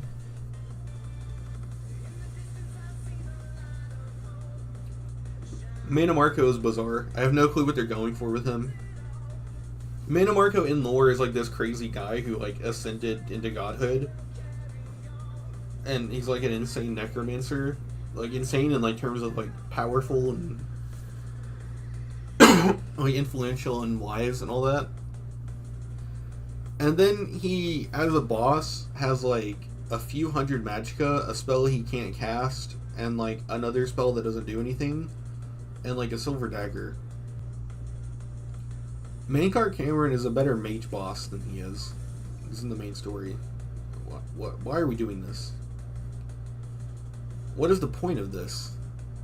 You know, your items for finishing the guild are really bad compared to just advancing far enough to get the Necromancer's Amulet too, which is a lot worse. And then the Fighters Guild. I do not like the Fighters Guild. I had like a 5-minute rant on this in a different video, but why are you doing what you do? And it's like in the Fighters Guild, everyone does the Fighters Guild for work. It's literally a job. So there's no, oh, I care about protecting the sanctity of magic. I care about, well, I guess that's a job too, but, you know, there's no, oh, this is a story about madness. This is a story about Martin. Yeah, I guess that's magic too. And then, you know, all those are money. But it's just a job. Now, the arena caters to warriors who want money early because of the fact that the gold isn't leveled, which incentivizes you to do it quickly when it's still a challenge. The Thieves Guild encourages you to get money your own way by using your different set of talents than combat, right? Because you're a thief, you're stealing the money for yourself. So in the Fighters Guild, then, there has to be a good reason why you're doing it, and compared to the arena, the Thieves Guild, or maybe even the Dark Brotherhood, because they're paid murderers, right? And you can be a warrior murderer too, so you have to really justify this over those other things, right? And it's like you can't. So the money you make at low levels is so minuscule that it's possible the expenses of combat would actually cost you money on a contract. If you have to go somewhere and fight someone and you're only picking up maybe arrows to sell, then you're only going to get 100 gold per contract. And repair hammers early on are expensive, right? Because you don't have mercantile or speech to get really good prices. So there's a chance that if you get 100 gold on a contract and you sell a few arrows, you actually spend more to get repair hammers to fix your stuff. So it's like, what? What are we doing? What's the point of this? You're not getting money. It's like, what's the point of that point? Oh, you get fame? Go do side quests. They give you better rewards, and they give you fame. Well, okay, what about, you want to be in the Fighters Guild for trainers, right? Because in Morrowind, if you wanted the best trainers in a skill, you had to be higher rank in the guild, right? Well, no. So, first of all, you can only train 5 times the level, so the trainer value of Fighters Guild trainers is already diminished. Second, all trainers become available to you the instant you join the Fighters Guild without completing a single contract. So no, there's no mechanical incentive to advance in the guild. There's no to complete the individual contracts for the guild. And the storyline is non-existent until the Blackwater Company is introduced. The Blackwater Company is then boring. It's just, oh, evil faction that's stealing our contracts, but it's like, I don't know, man. You're trying to promote capitalism, so you're fine with another thing just doing better than you, so like quit bitching, you know. There's no actual reason to care. The characters are inconsistent. Maglier is really weird. He talks up like, oh, I have a family. That's why I'm not doing these dangerous contracts that are going to get me killed. And it's like, that's understandable. So why does he attack you at the end when you destroy the tree? Like, he could have just run away and lived with his family. His character doesn't make sense. There's also, like, the pacing of it. Like, okay, so if you snitch on him the first time, then he defaults. He won't help you when he defaults again. But there's a middle quest between those two where he joins you to go hunt down thieves. Why doesn't he acknowledge your choice in that quest? Why didn't they just pace the quest differently? You know? Like, all you have to do to solve that is just have it be that you go with him the first time, you work together, and then when he defaults, maybe based on how much you helped him, like if you healed him during the combat or something, he'd be like, oh, okay, I'll give you this. And then if you cover for him that time, he's like, you and me are really cool. Here's your solid. You know, even just quest order. There's no actual mechanical rewards for doing Fighters Guild. The only thing I can think of is that it's the only game, only quest line that guarantees you a set of elven armor. So if you want to complete Master Light training, you need to go do Azani Blackheart. Oh, by the way, those really slow, tedious missions I mentioned in the Fighters Guild, where you have to very slowly watch someone else walk somewhere, you have to do 2 of those with Modron Orion. Or Modron Orain, sorry. So that's ass. It's also one of the only games, one of the parts in the game that just encourages you to just spend money to skip a quest. There's a part where you get sent to the water's edge and you're supposed to retrieve this lady's armor. But you can just offer to give her 1,000 goldens faster. So it's like, I get that that's a choice, but at the same time, why is it that the faction that's entirely dedicated to purely the acquisition of money outside of a fixed level scaled amount of gold then has an option for you to basically waste everything you would have earned up to that point to skip a quest? It's almost like they're aware of how dog shit their quests are. The greater, broader faction appeal of the Blackwood Company's okay. I like the quest where you murder the innocent people while you're hopped up on skooma or hyssop. That's kind of okay. And that's about it. They do the fucking double whammy of you becoming guildmaster at the end, where she's like, because of your actions, I'm stripping you of your rank and you will no longer be ranked. But because you were heroic, I'm also making you the leader of the Fighters Guild. It's like, bruh, it's so fucking stupid. Just promote me from champion. Like, you didn't even have to add that line in there. Mojin or Rain has no Riz. Oh, I like the rug dump quest. Everyone likes the rug dump quest. I do too. I'm not immune to funny orc propaganda. That premium Auk content. But yeah, Fighters Guild is the worst guild in Oblivion by far. I actually think there's an argument to be made it's worse than the Companions, because the Companions mechanically gives you the werewolf ability and the ability to cure it. The Companions is shorter, even involving Radiant Quest is shorter. You also get the Shield of Ysgramor, which is pretty powerful early on. You get Wuthrod from it. You can get Skyforged Steel weapons, which are way stronger than anything you're going to get for like 10-20 levels if you're a melee fighter. It also gives you access to all the followers who train. So like Rhea trains block, Athos trains one-handed, Aella trains archery, Vilcus trains two-handed, and Farkas trains heavy armor, I think. And they're all followers who you can trade gold with, so you can just level up infinitely from there. Like, you can get any skills you want 5 levels a level. Like Feindal from Riverwood, which is actually an incredibly powerful reward. You get a shout from it. I'm pretty sure some of the dungeons you go to lock shouts for the companions, so that's another bonus. And it's just like, man, when the companions has things over you, that's kind of when you know you're in dire straits. You know? Like, you've got Rug Dump and the Water's Edge quest.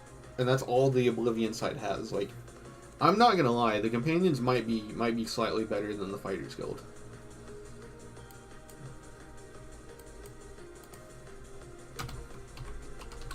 In all test games I've played, I have not played a worse questline. I can't think of one anyways. There might be some really bad questline in Morrowind I'm misremembering.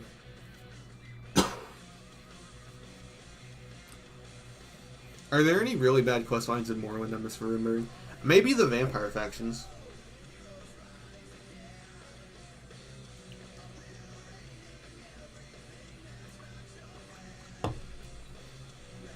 Daedric Quest are goated. There's no cohesion. They're free to do whatever they want, and I think that's what makes them work, because all of the Daedra are very distinctly different. There are things in similar that are similar. I sound like I'm reading a script. There are things that are very similar between all of them, but at the same time, there's comparison and contrast between all of them. There's the formula of bringing them an offering, which hints that this is not... It's not like Morrowind, where these people are asking you for favors. You're worshipping them. You're asking them if you can do anything for them. It implies a different relationship, which I think is interesting. The items you need to give them can often be more difficult than the quests themselves. Like, at level 10, getting a black soul gem for Vermina is more difficult than completing the quest, which I think is very interesting. I like that a lot. And then the fact that the shrines are in the middle of nowhere does lead to a good amount of exploration. I do think that there are... I don't actually know if there's anything in-game that tells you where all of them are, so you will need to explore to find them. Like, but then again, most of them are on roads, right? If you follow the road from, like, Coral to Leowin up to Cheydinhal, you'll probably see Clavicus Vile, Hircine, Shiggarath, Nocturnal on the road, which is 4.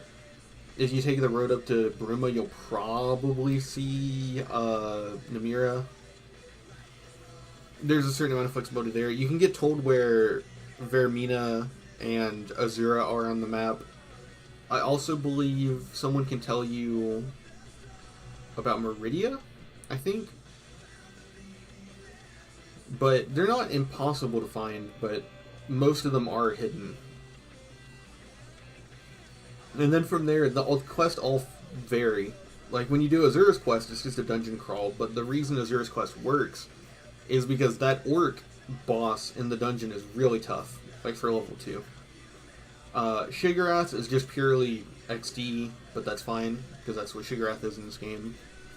Namira's is really easy, but it's just thematic. It's just about being absolutely fucking evil for no reason. Mafala's quest is probably one of the better ones, where you have to convince the 2 people to, like, kill each other.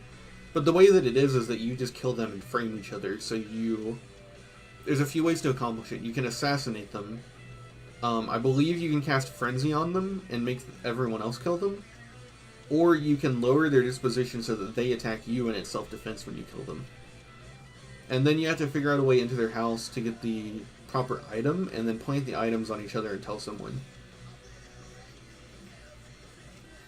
Malakath's quest is really funny, because you just go, like, free a bunch of ogre slaves, and then they enslave the person that enslaved them.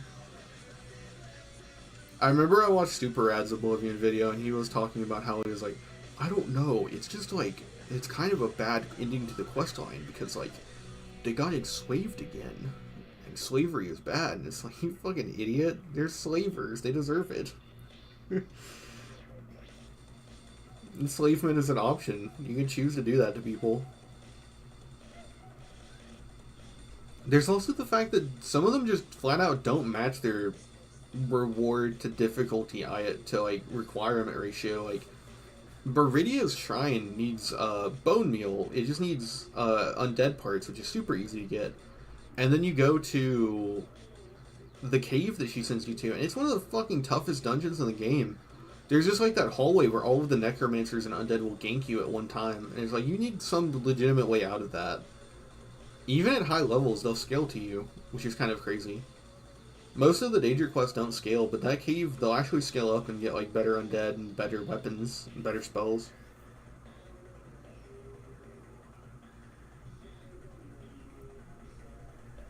There's also the fact that, like, some of them are thematically tied. Like, the one that you get to do the Eye of Nocturnal is from Nocturnal, who's, like, the Thieves Guild Daedra.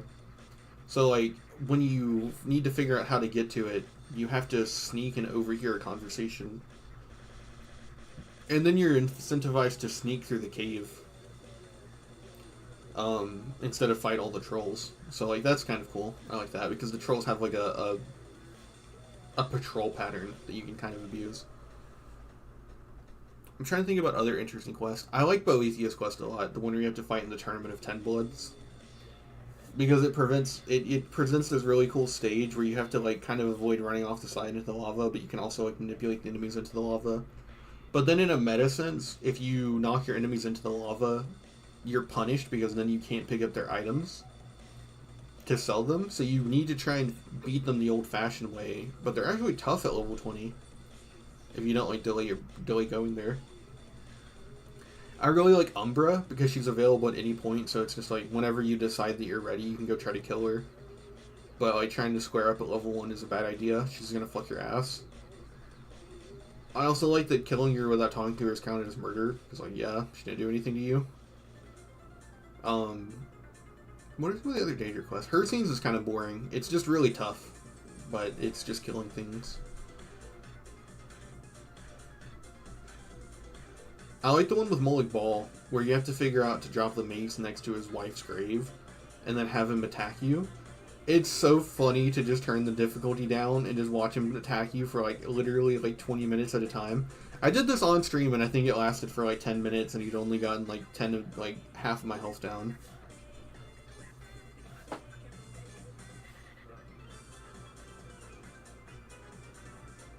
I'm trying to think. I kind of like Periite's quest where you have to rescue his people from the Deadlands.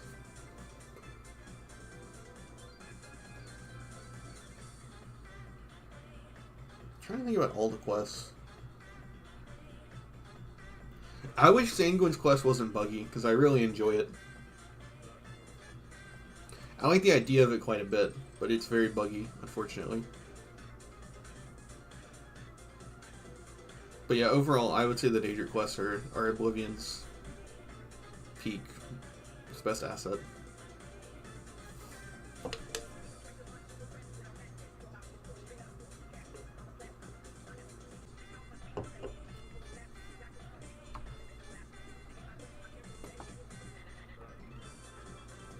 And that's about my feel for Oblivion's factions. I've been playing it for like a month now.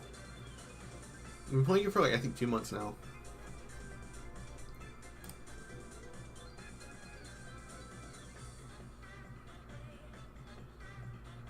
I don't really feel like doing that. I think I'm just gonna end stream early for once. I'm not particularly interested in streaming Oblivion today, and I don't really want to stream Skyrim. I could try streaming Daggerfall or Morrowind, but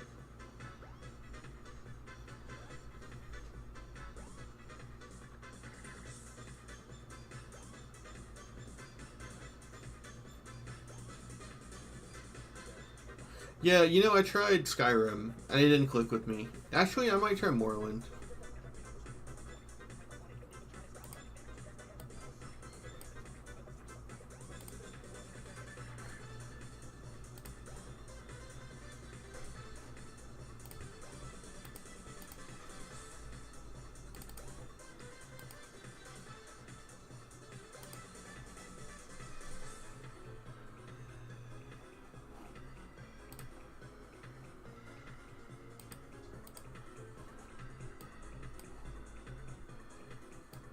What the fuck? How do I move it?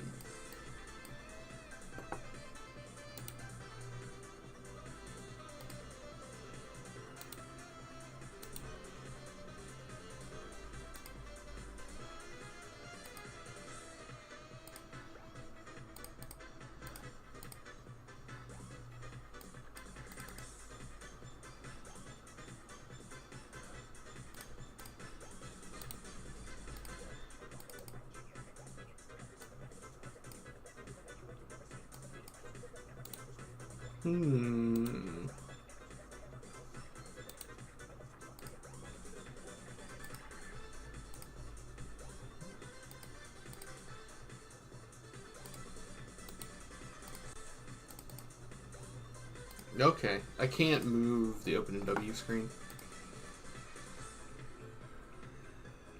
Screen 2.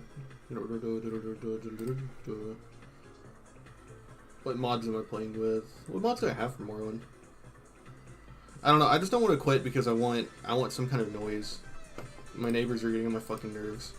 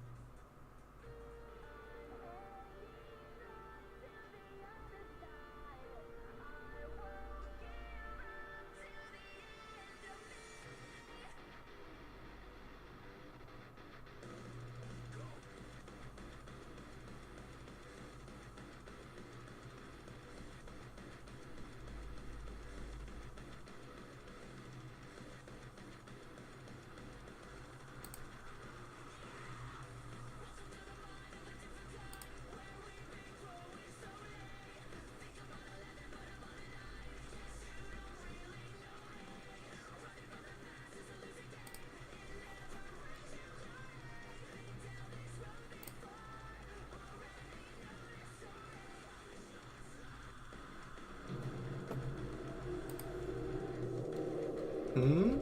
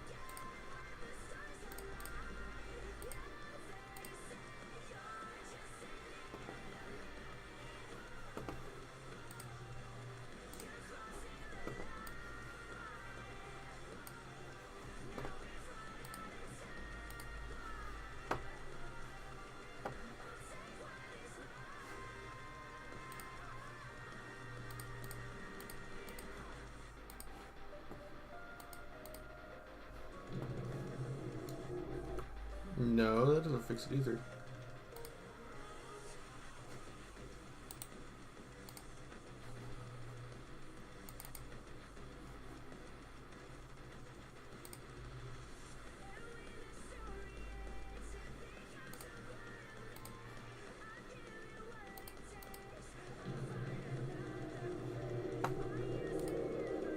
No.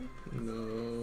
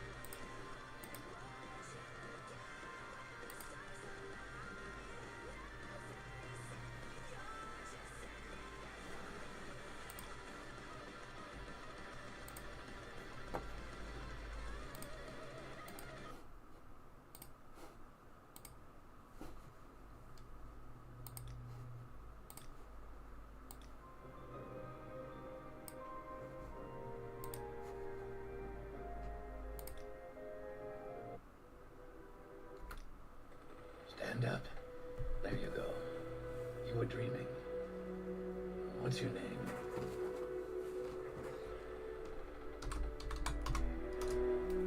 Well, not even last night's storm could wake you. I heard them say we reached Morrowind.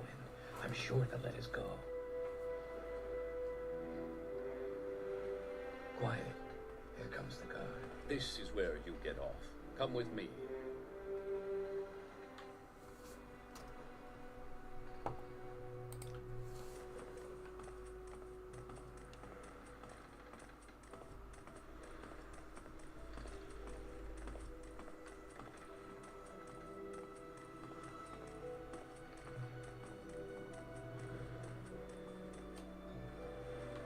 Oh my god, I forgot how bad this intro is. Get With all the yourself up fucking... on deck and let's keep this as civil as possible.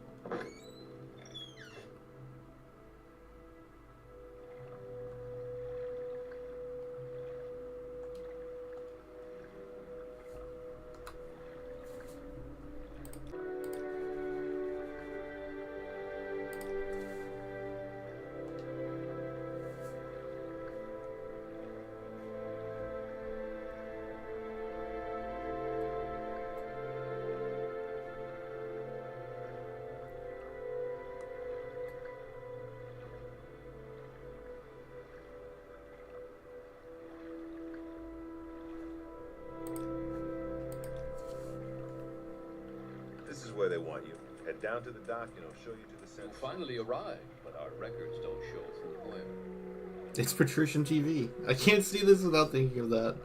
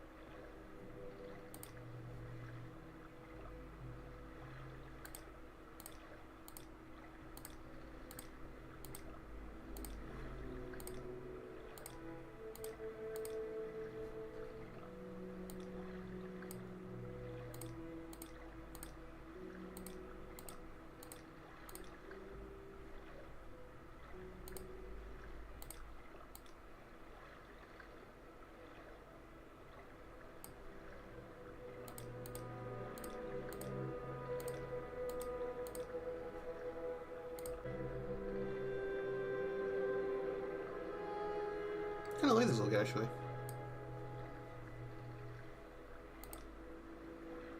Great. I'm sure you'll fit right in. Follow me up to the office and they'll finish your release. We're hide-bogging him so bad. Head on in. Yes, we've been expecting you. You'll have to be recorded before you're officially released. There are a few ways we can do this, and The choice is yours.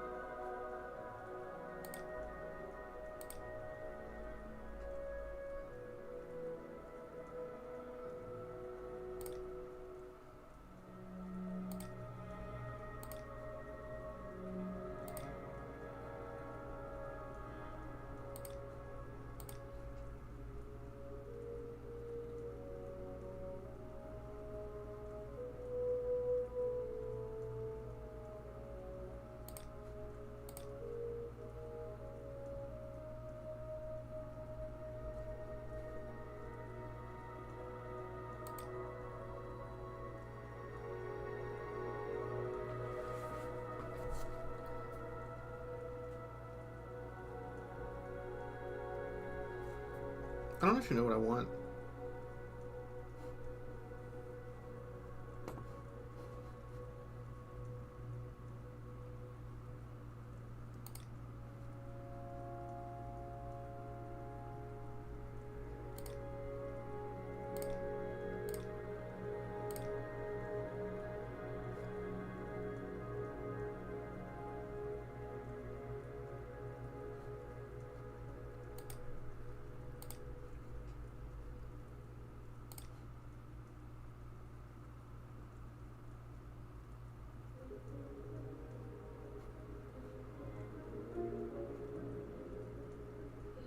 Yeah, I want enchant to be low because the master enchant trainer is really far away.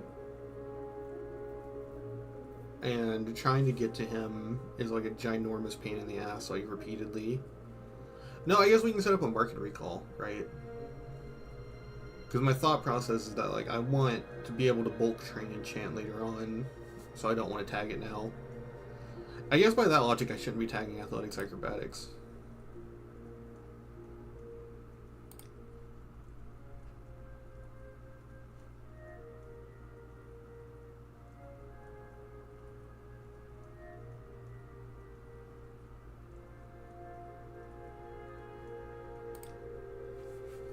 I want to start off unarmored so that I don't have to carry around armor.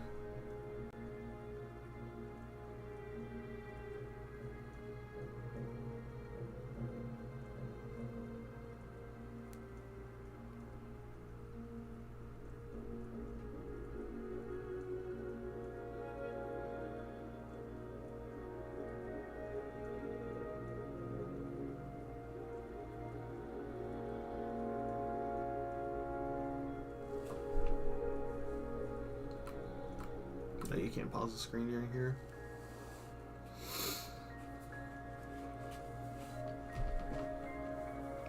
This is set in stone. Only do hand to hand, unarmored, destruction, alteration, restoration. This affects levitating, and then you have to have mysticism on there for your teleportation.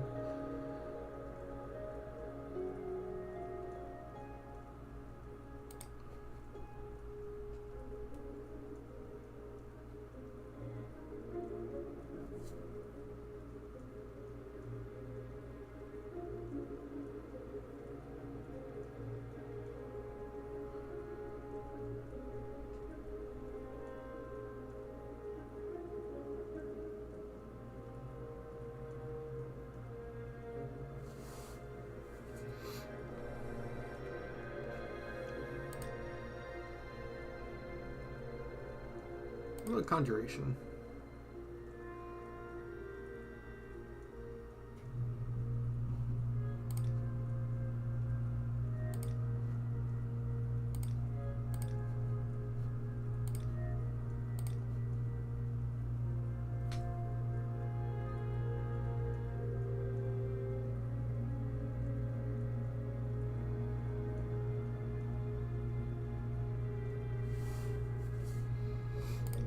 Enchant Mercantile. Yeah, this looks like the build.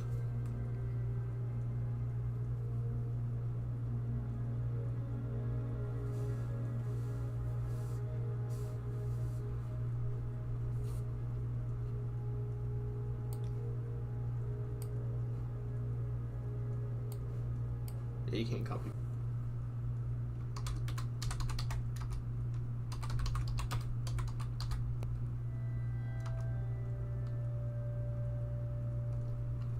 Oh yeah, you just need to write down what the 2 attributes are. Because it'll keep track of it in your class.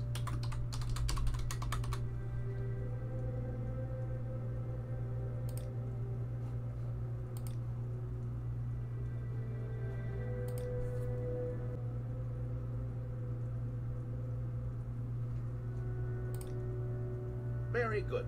The letter that preceded you mentioned you were born under a certain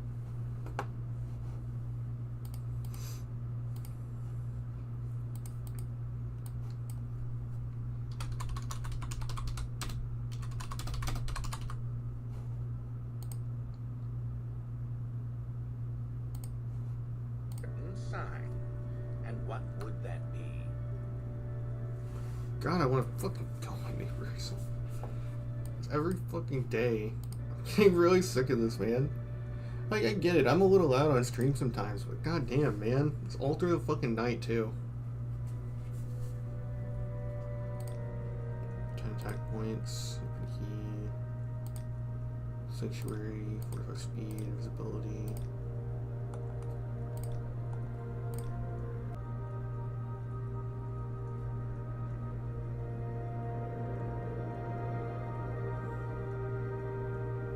Fortify agility.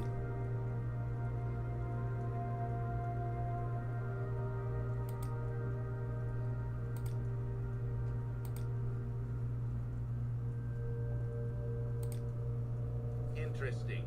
Now, before I stamp these papers, make sure this information is correct.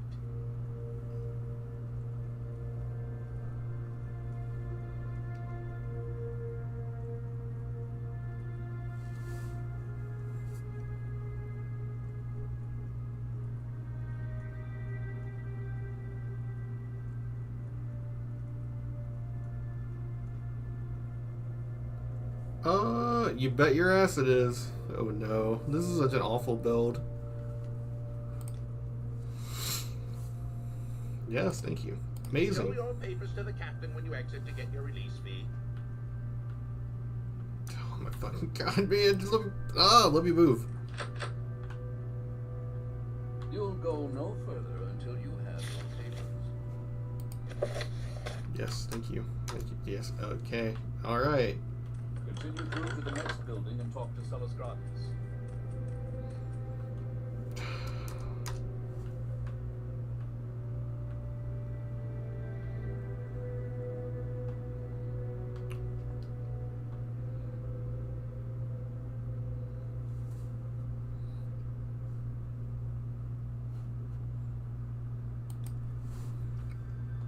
I don't... Well, I guess it's always worth it to do alchemy, right? Yes, thank you.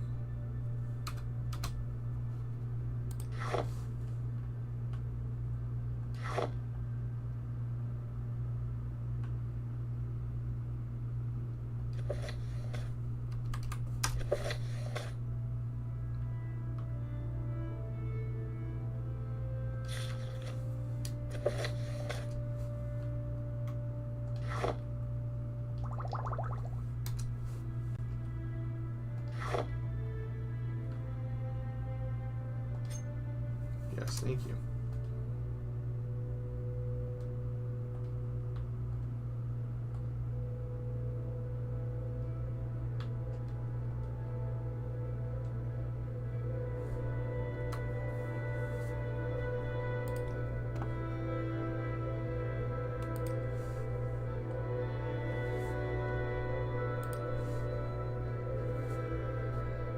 How do I bring up my inventory?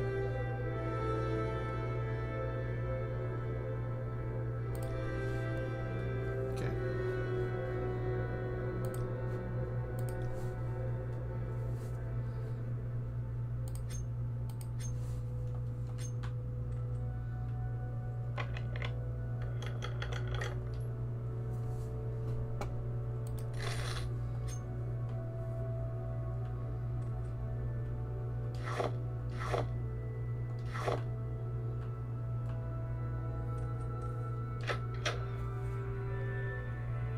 Oh, is it not gonna?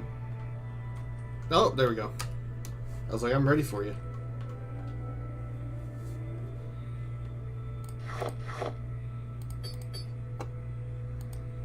You have no option there, by the way. If you try not to take it, it just won't let you through. Don't try persuasion. Okay, background, Morrowind, duties, Gomorrah, Cascade duties, Solicitor Trade, Heroes of the Imperial Empire.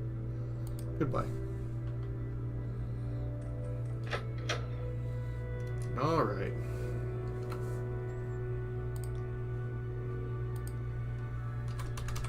So you've won. This better be important. I swear they took my ring. Yes, I found it. Here, take it. You found it. Amazing. Thank you.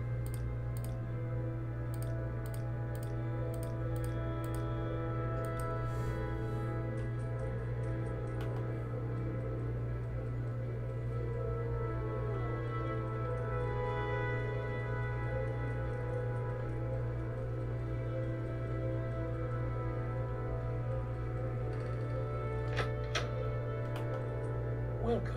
If you wish to talk, it is really no trouble at all.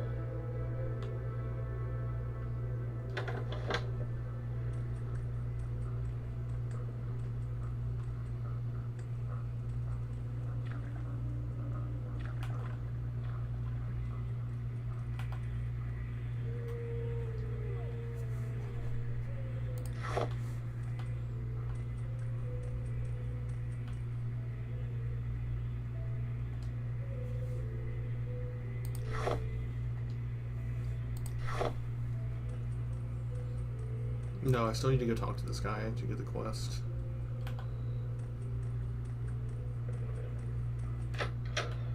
To watch Vargoth. Ah, there's an intelligent face.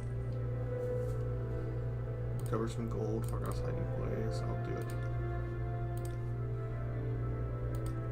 What say you? I'm waiting.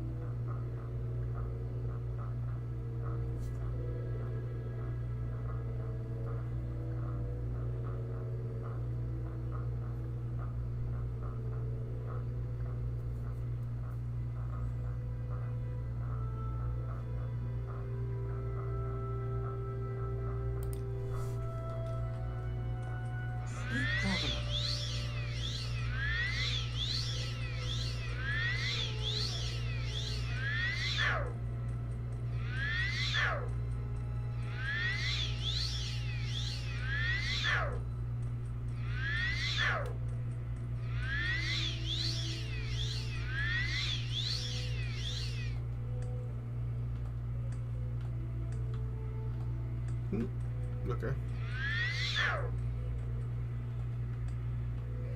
Ugh, acrobatics L.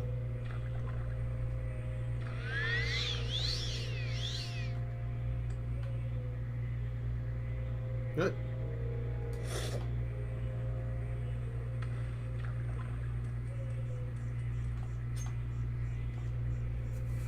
I'll take that off.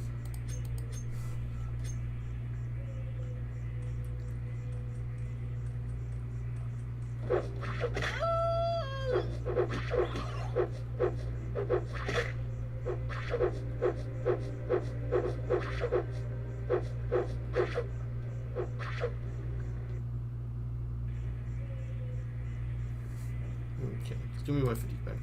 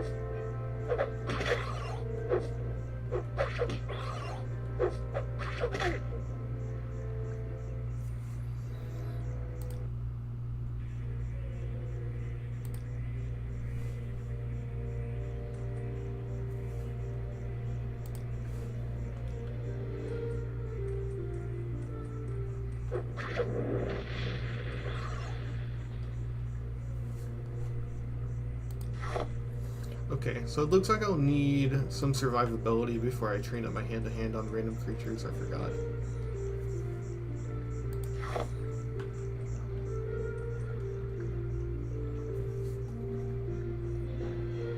But it looks like we don't regenerate magicka yet, so...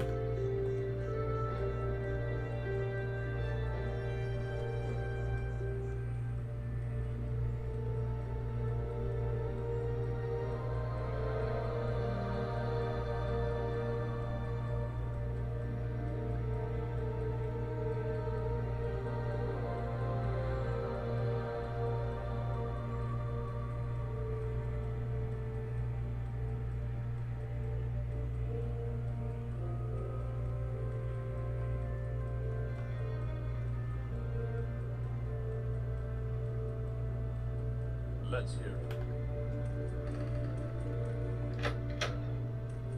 Oh, greetings. How do you do? May we talk?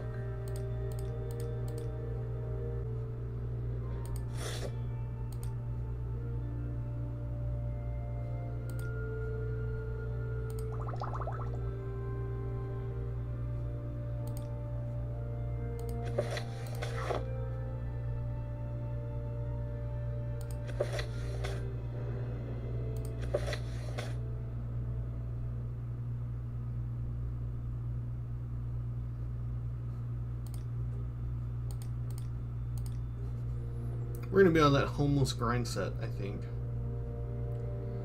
We need the package for Caius or else we failed the quest.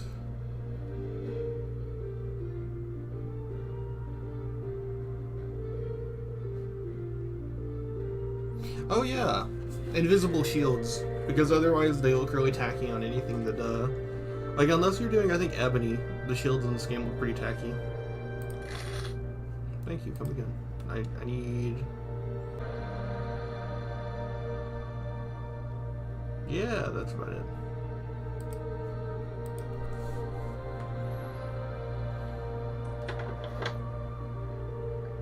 Alright, let's go see if we can't get the tax collector money.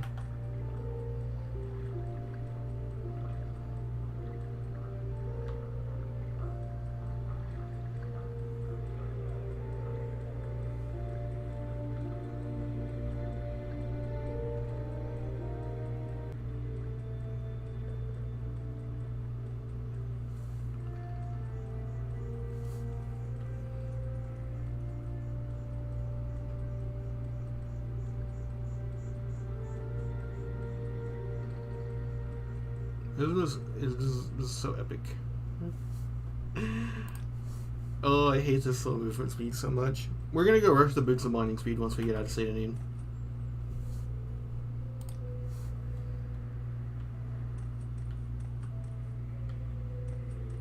Wait, what? Oh, I hope they didn't break the thing with Fargoth.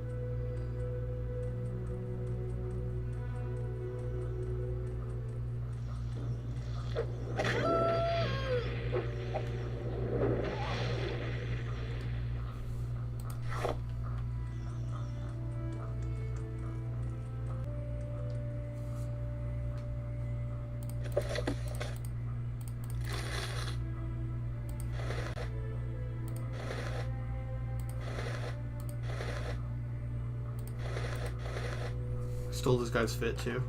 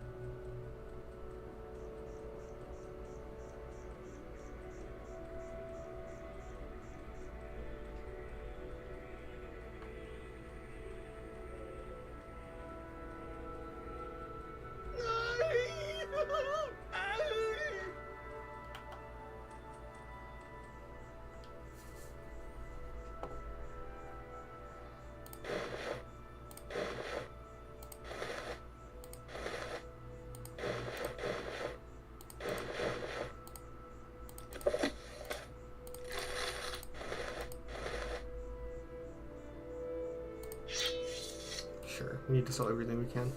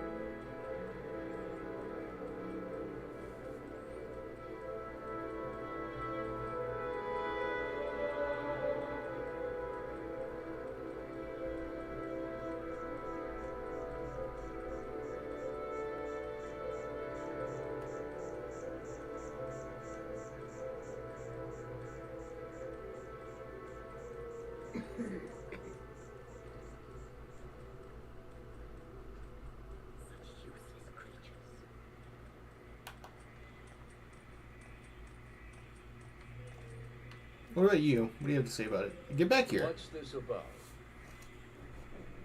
A little advice.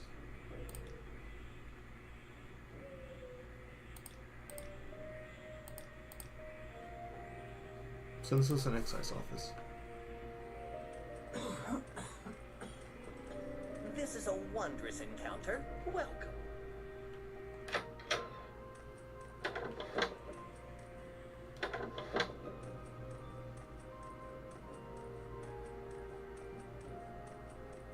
You've stolen for the last time.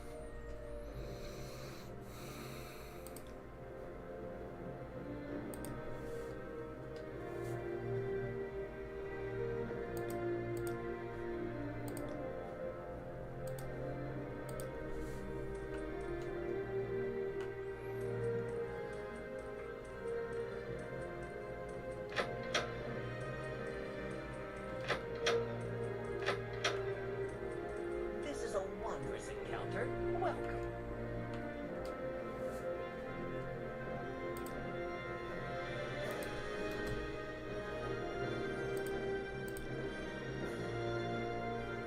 Someone finally got him, huh? Well, it's no surprise, I suppose. No one likes a tax collector. Only one who could stomach him at all was, Thavir over in the way. I gotta turn this shit down.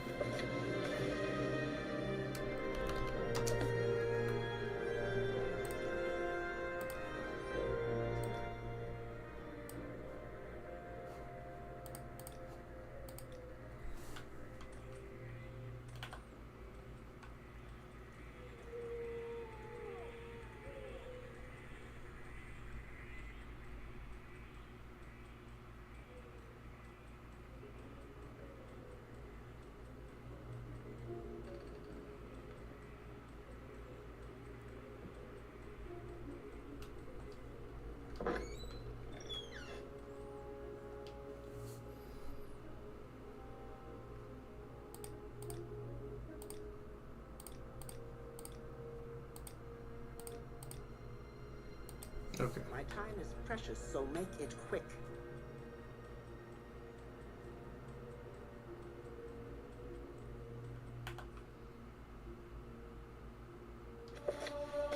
Unarmored skill increased to 36. That's good.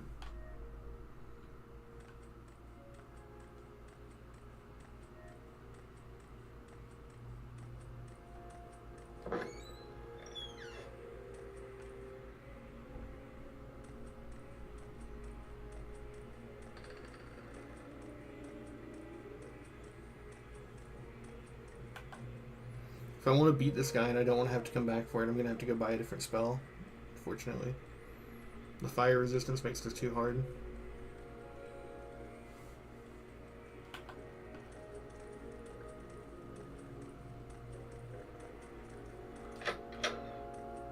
Welcome.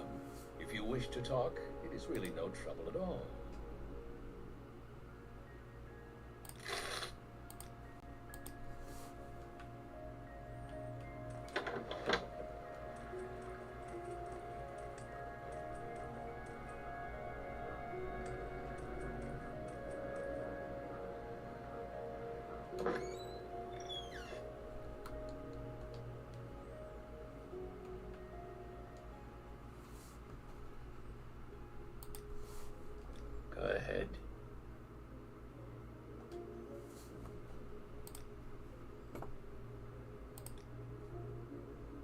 Come to kill me? Well, give it your best shot, High Elf. I've no problem spilling more of the blood of the Emperor's lackeys. There is no escape. There is no escape.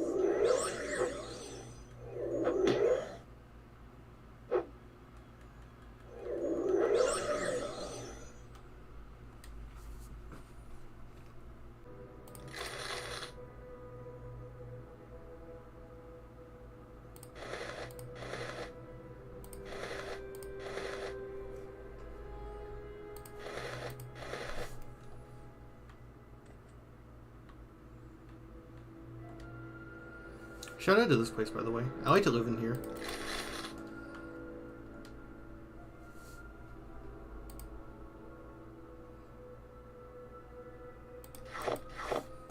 Because if you're not increasing your strength, you like have to have a place to store certain things.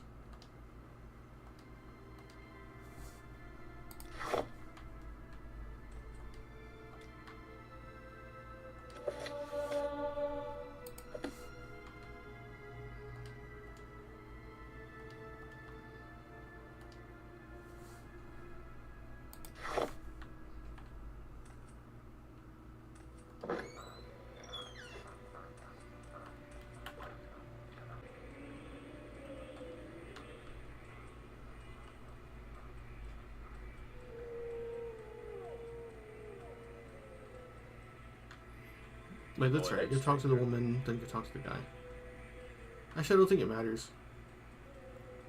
Speak, traveler.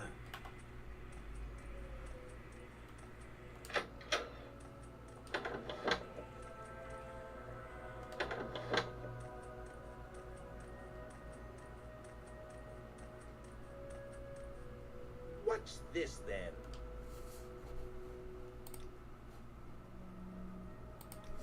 Doesn't even get a disposition bonus from it. You really don't care.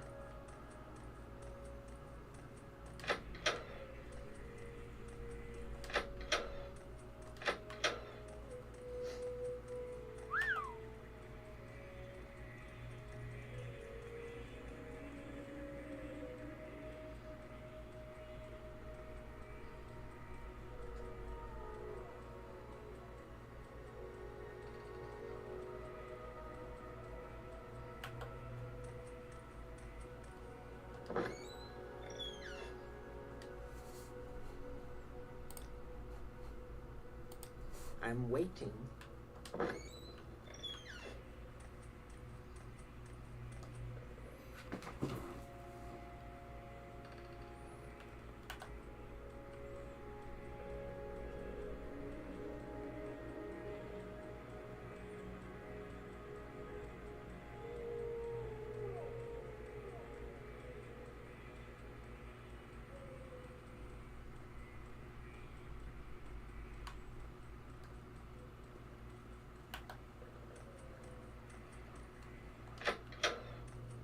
Welcome.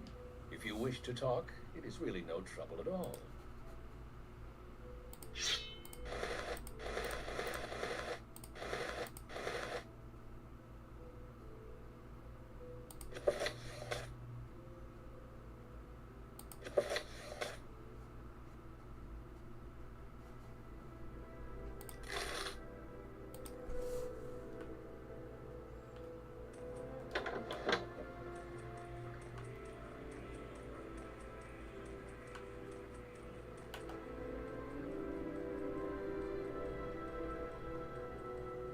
You have my attention.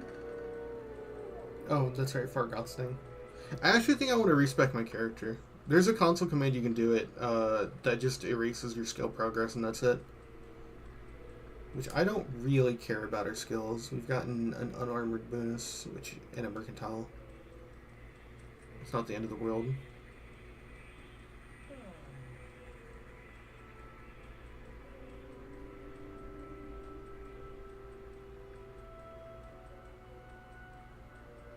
It is getting late. I might need to go.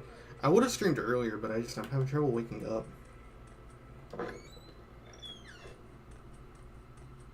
I had like a headache when I woke up. I was that tired. Okay,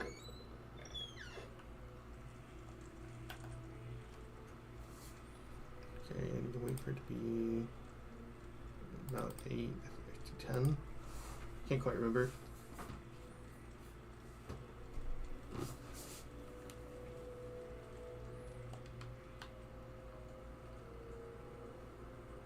Yeah, there he goes.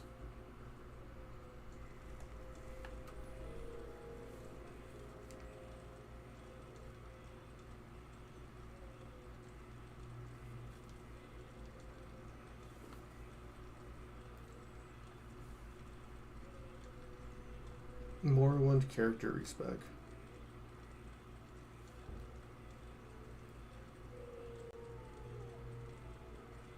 Enable class menu. That's the one I want. Make a hard save here in case this messes with anything.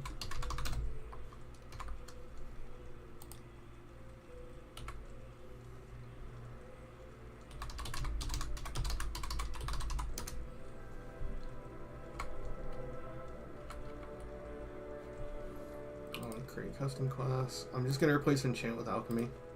Because I remembered that I disabled another mod because I thought it was a little powerful, like a little broken powerful. I'm gonna rely on potions to get my magicka back. There's a mod I have for like a restore magicka effect, similar to fatigue and health, but they intentionally didn't put that in the game for a reason. I think I'm gonna disable it and rely on alchemy because you can make some really powerful potions, like not even that difficult.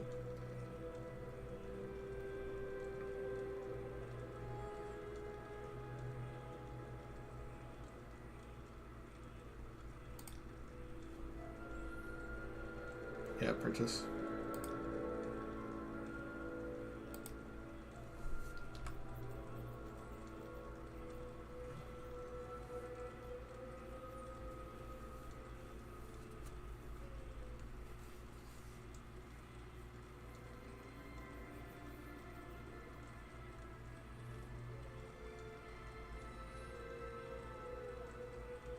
I actually might lower the difficulty. I was thinking about that. It's been a minute since I played Morrowind, and I know that Morrowind's difficulty slider just makes it to where you take more hits. So I wasn't sure about that. Alright, it's been far enough. Fargoth should have put this thing down there.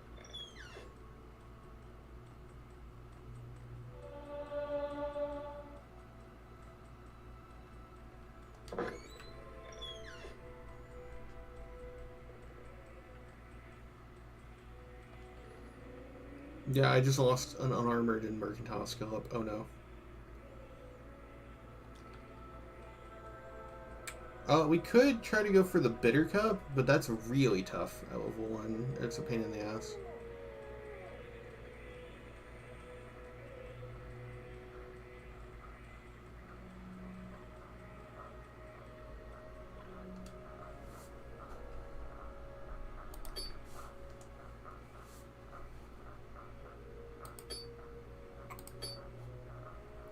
20 to 8. Oh my god, that's terrible. Forgot about that.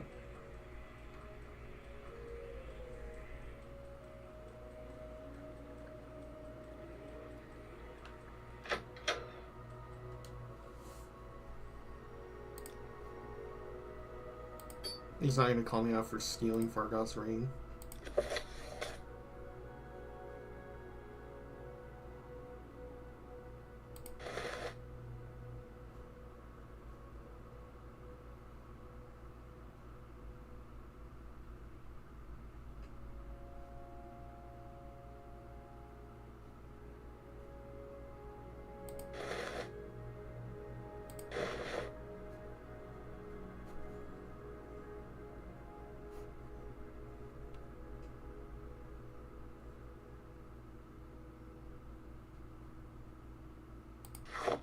I would really like money now.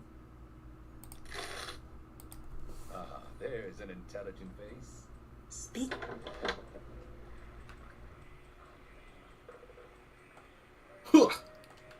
I never get over the fucking kung fu stance you enter when you enter combat.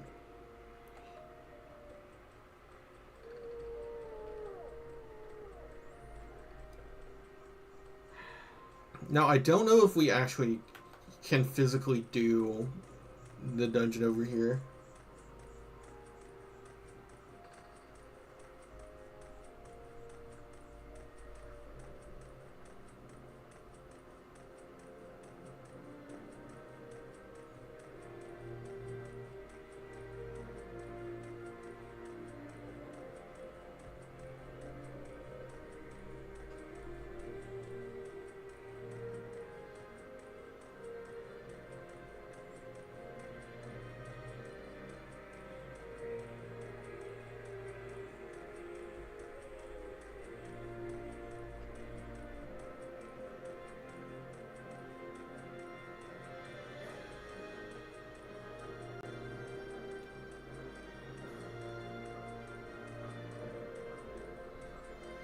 But I'll try and get this before we go back for the boots of blinding speed.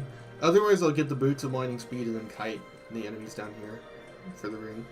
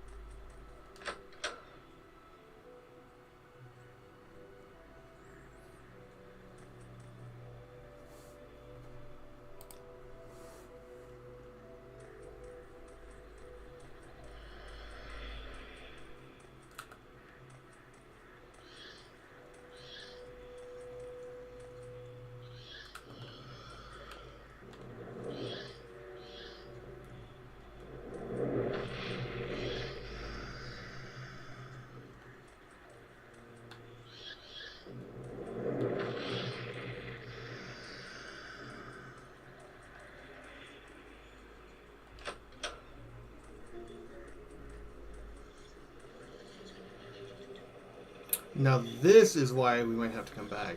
You have to roll pretty good odds here, I think, to do it.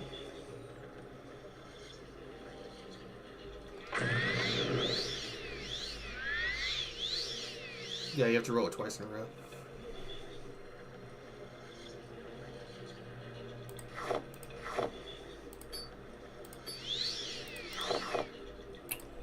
And now we have slight magic regen.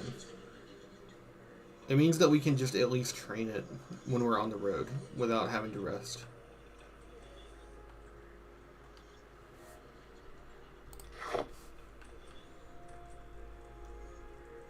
You get a fucking light spell. I forgot how dark Morrowind is. Okay, I need to focus on... Oh no! I lost resist magic. I need to go back and get that.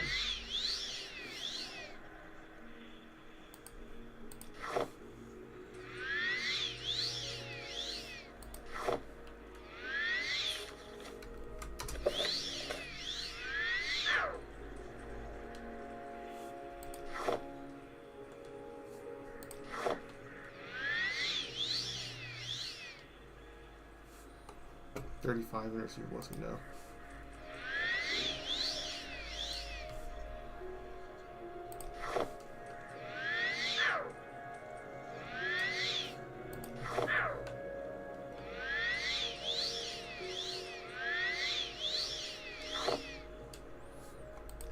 Hypofacia in case you didn't get it from the things in Satanine.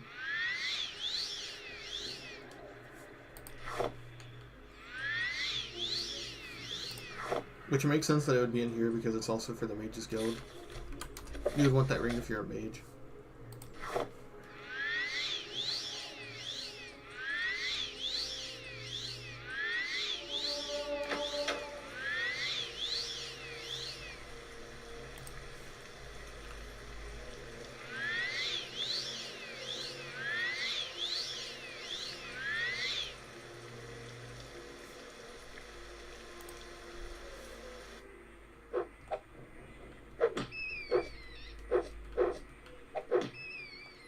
I know, I should activate my shield spell so I can take more damage.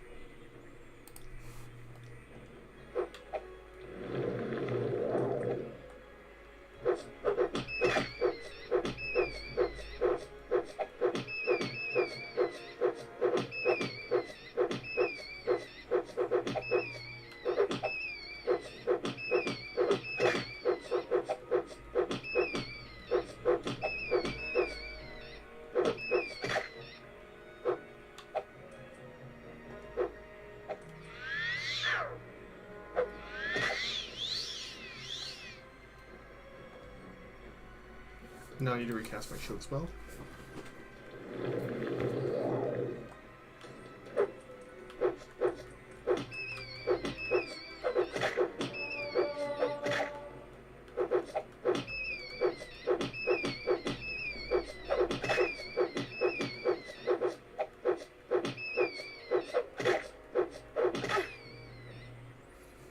How far back was our load? Okay. I was gonna say, if I have to do that thing again, I'm... Oh boy.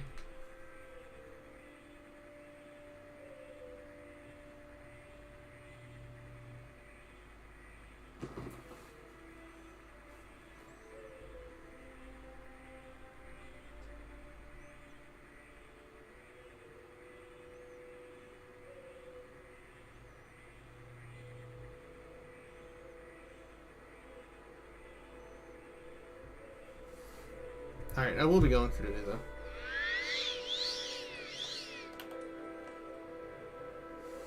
I don't know if we'll pick this character back up tonight.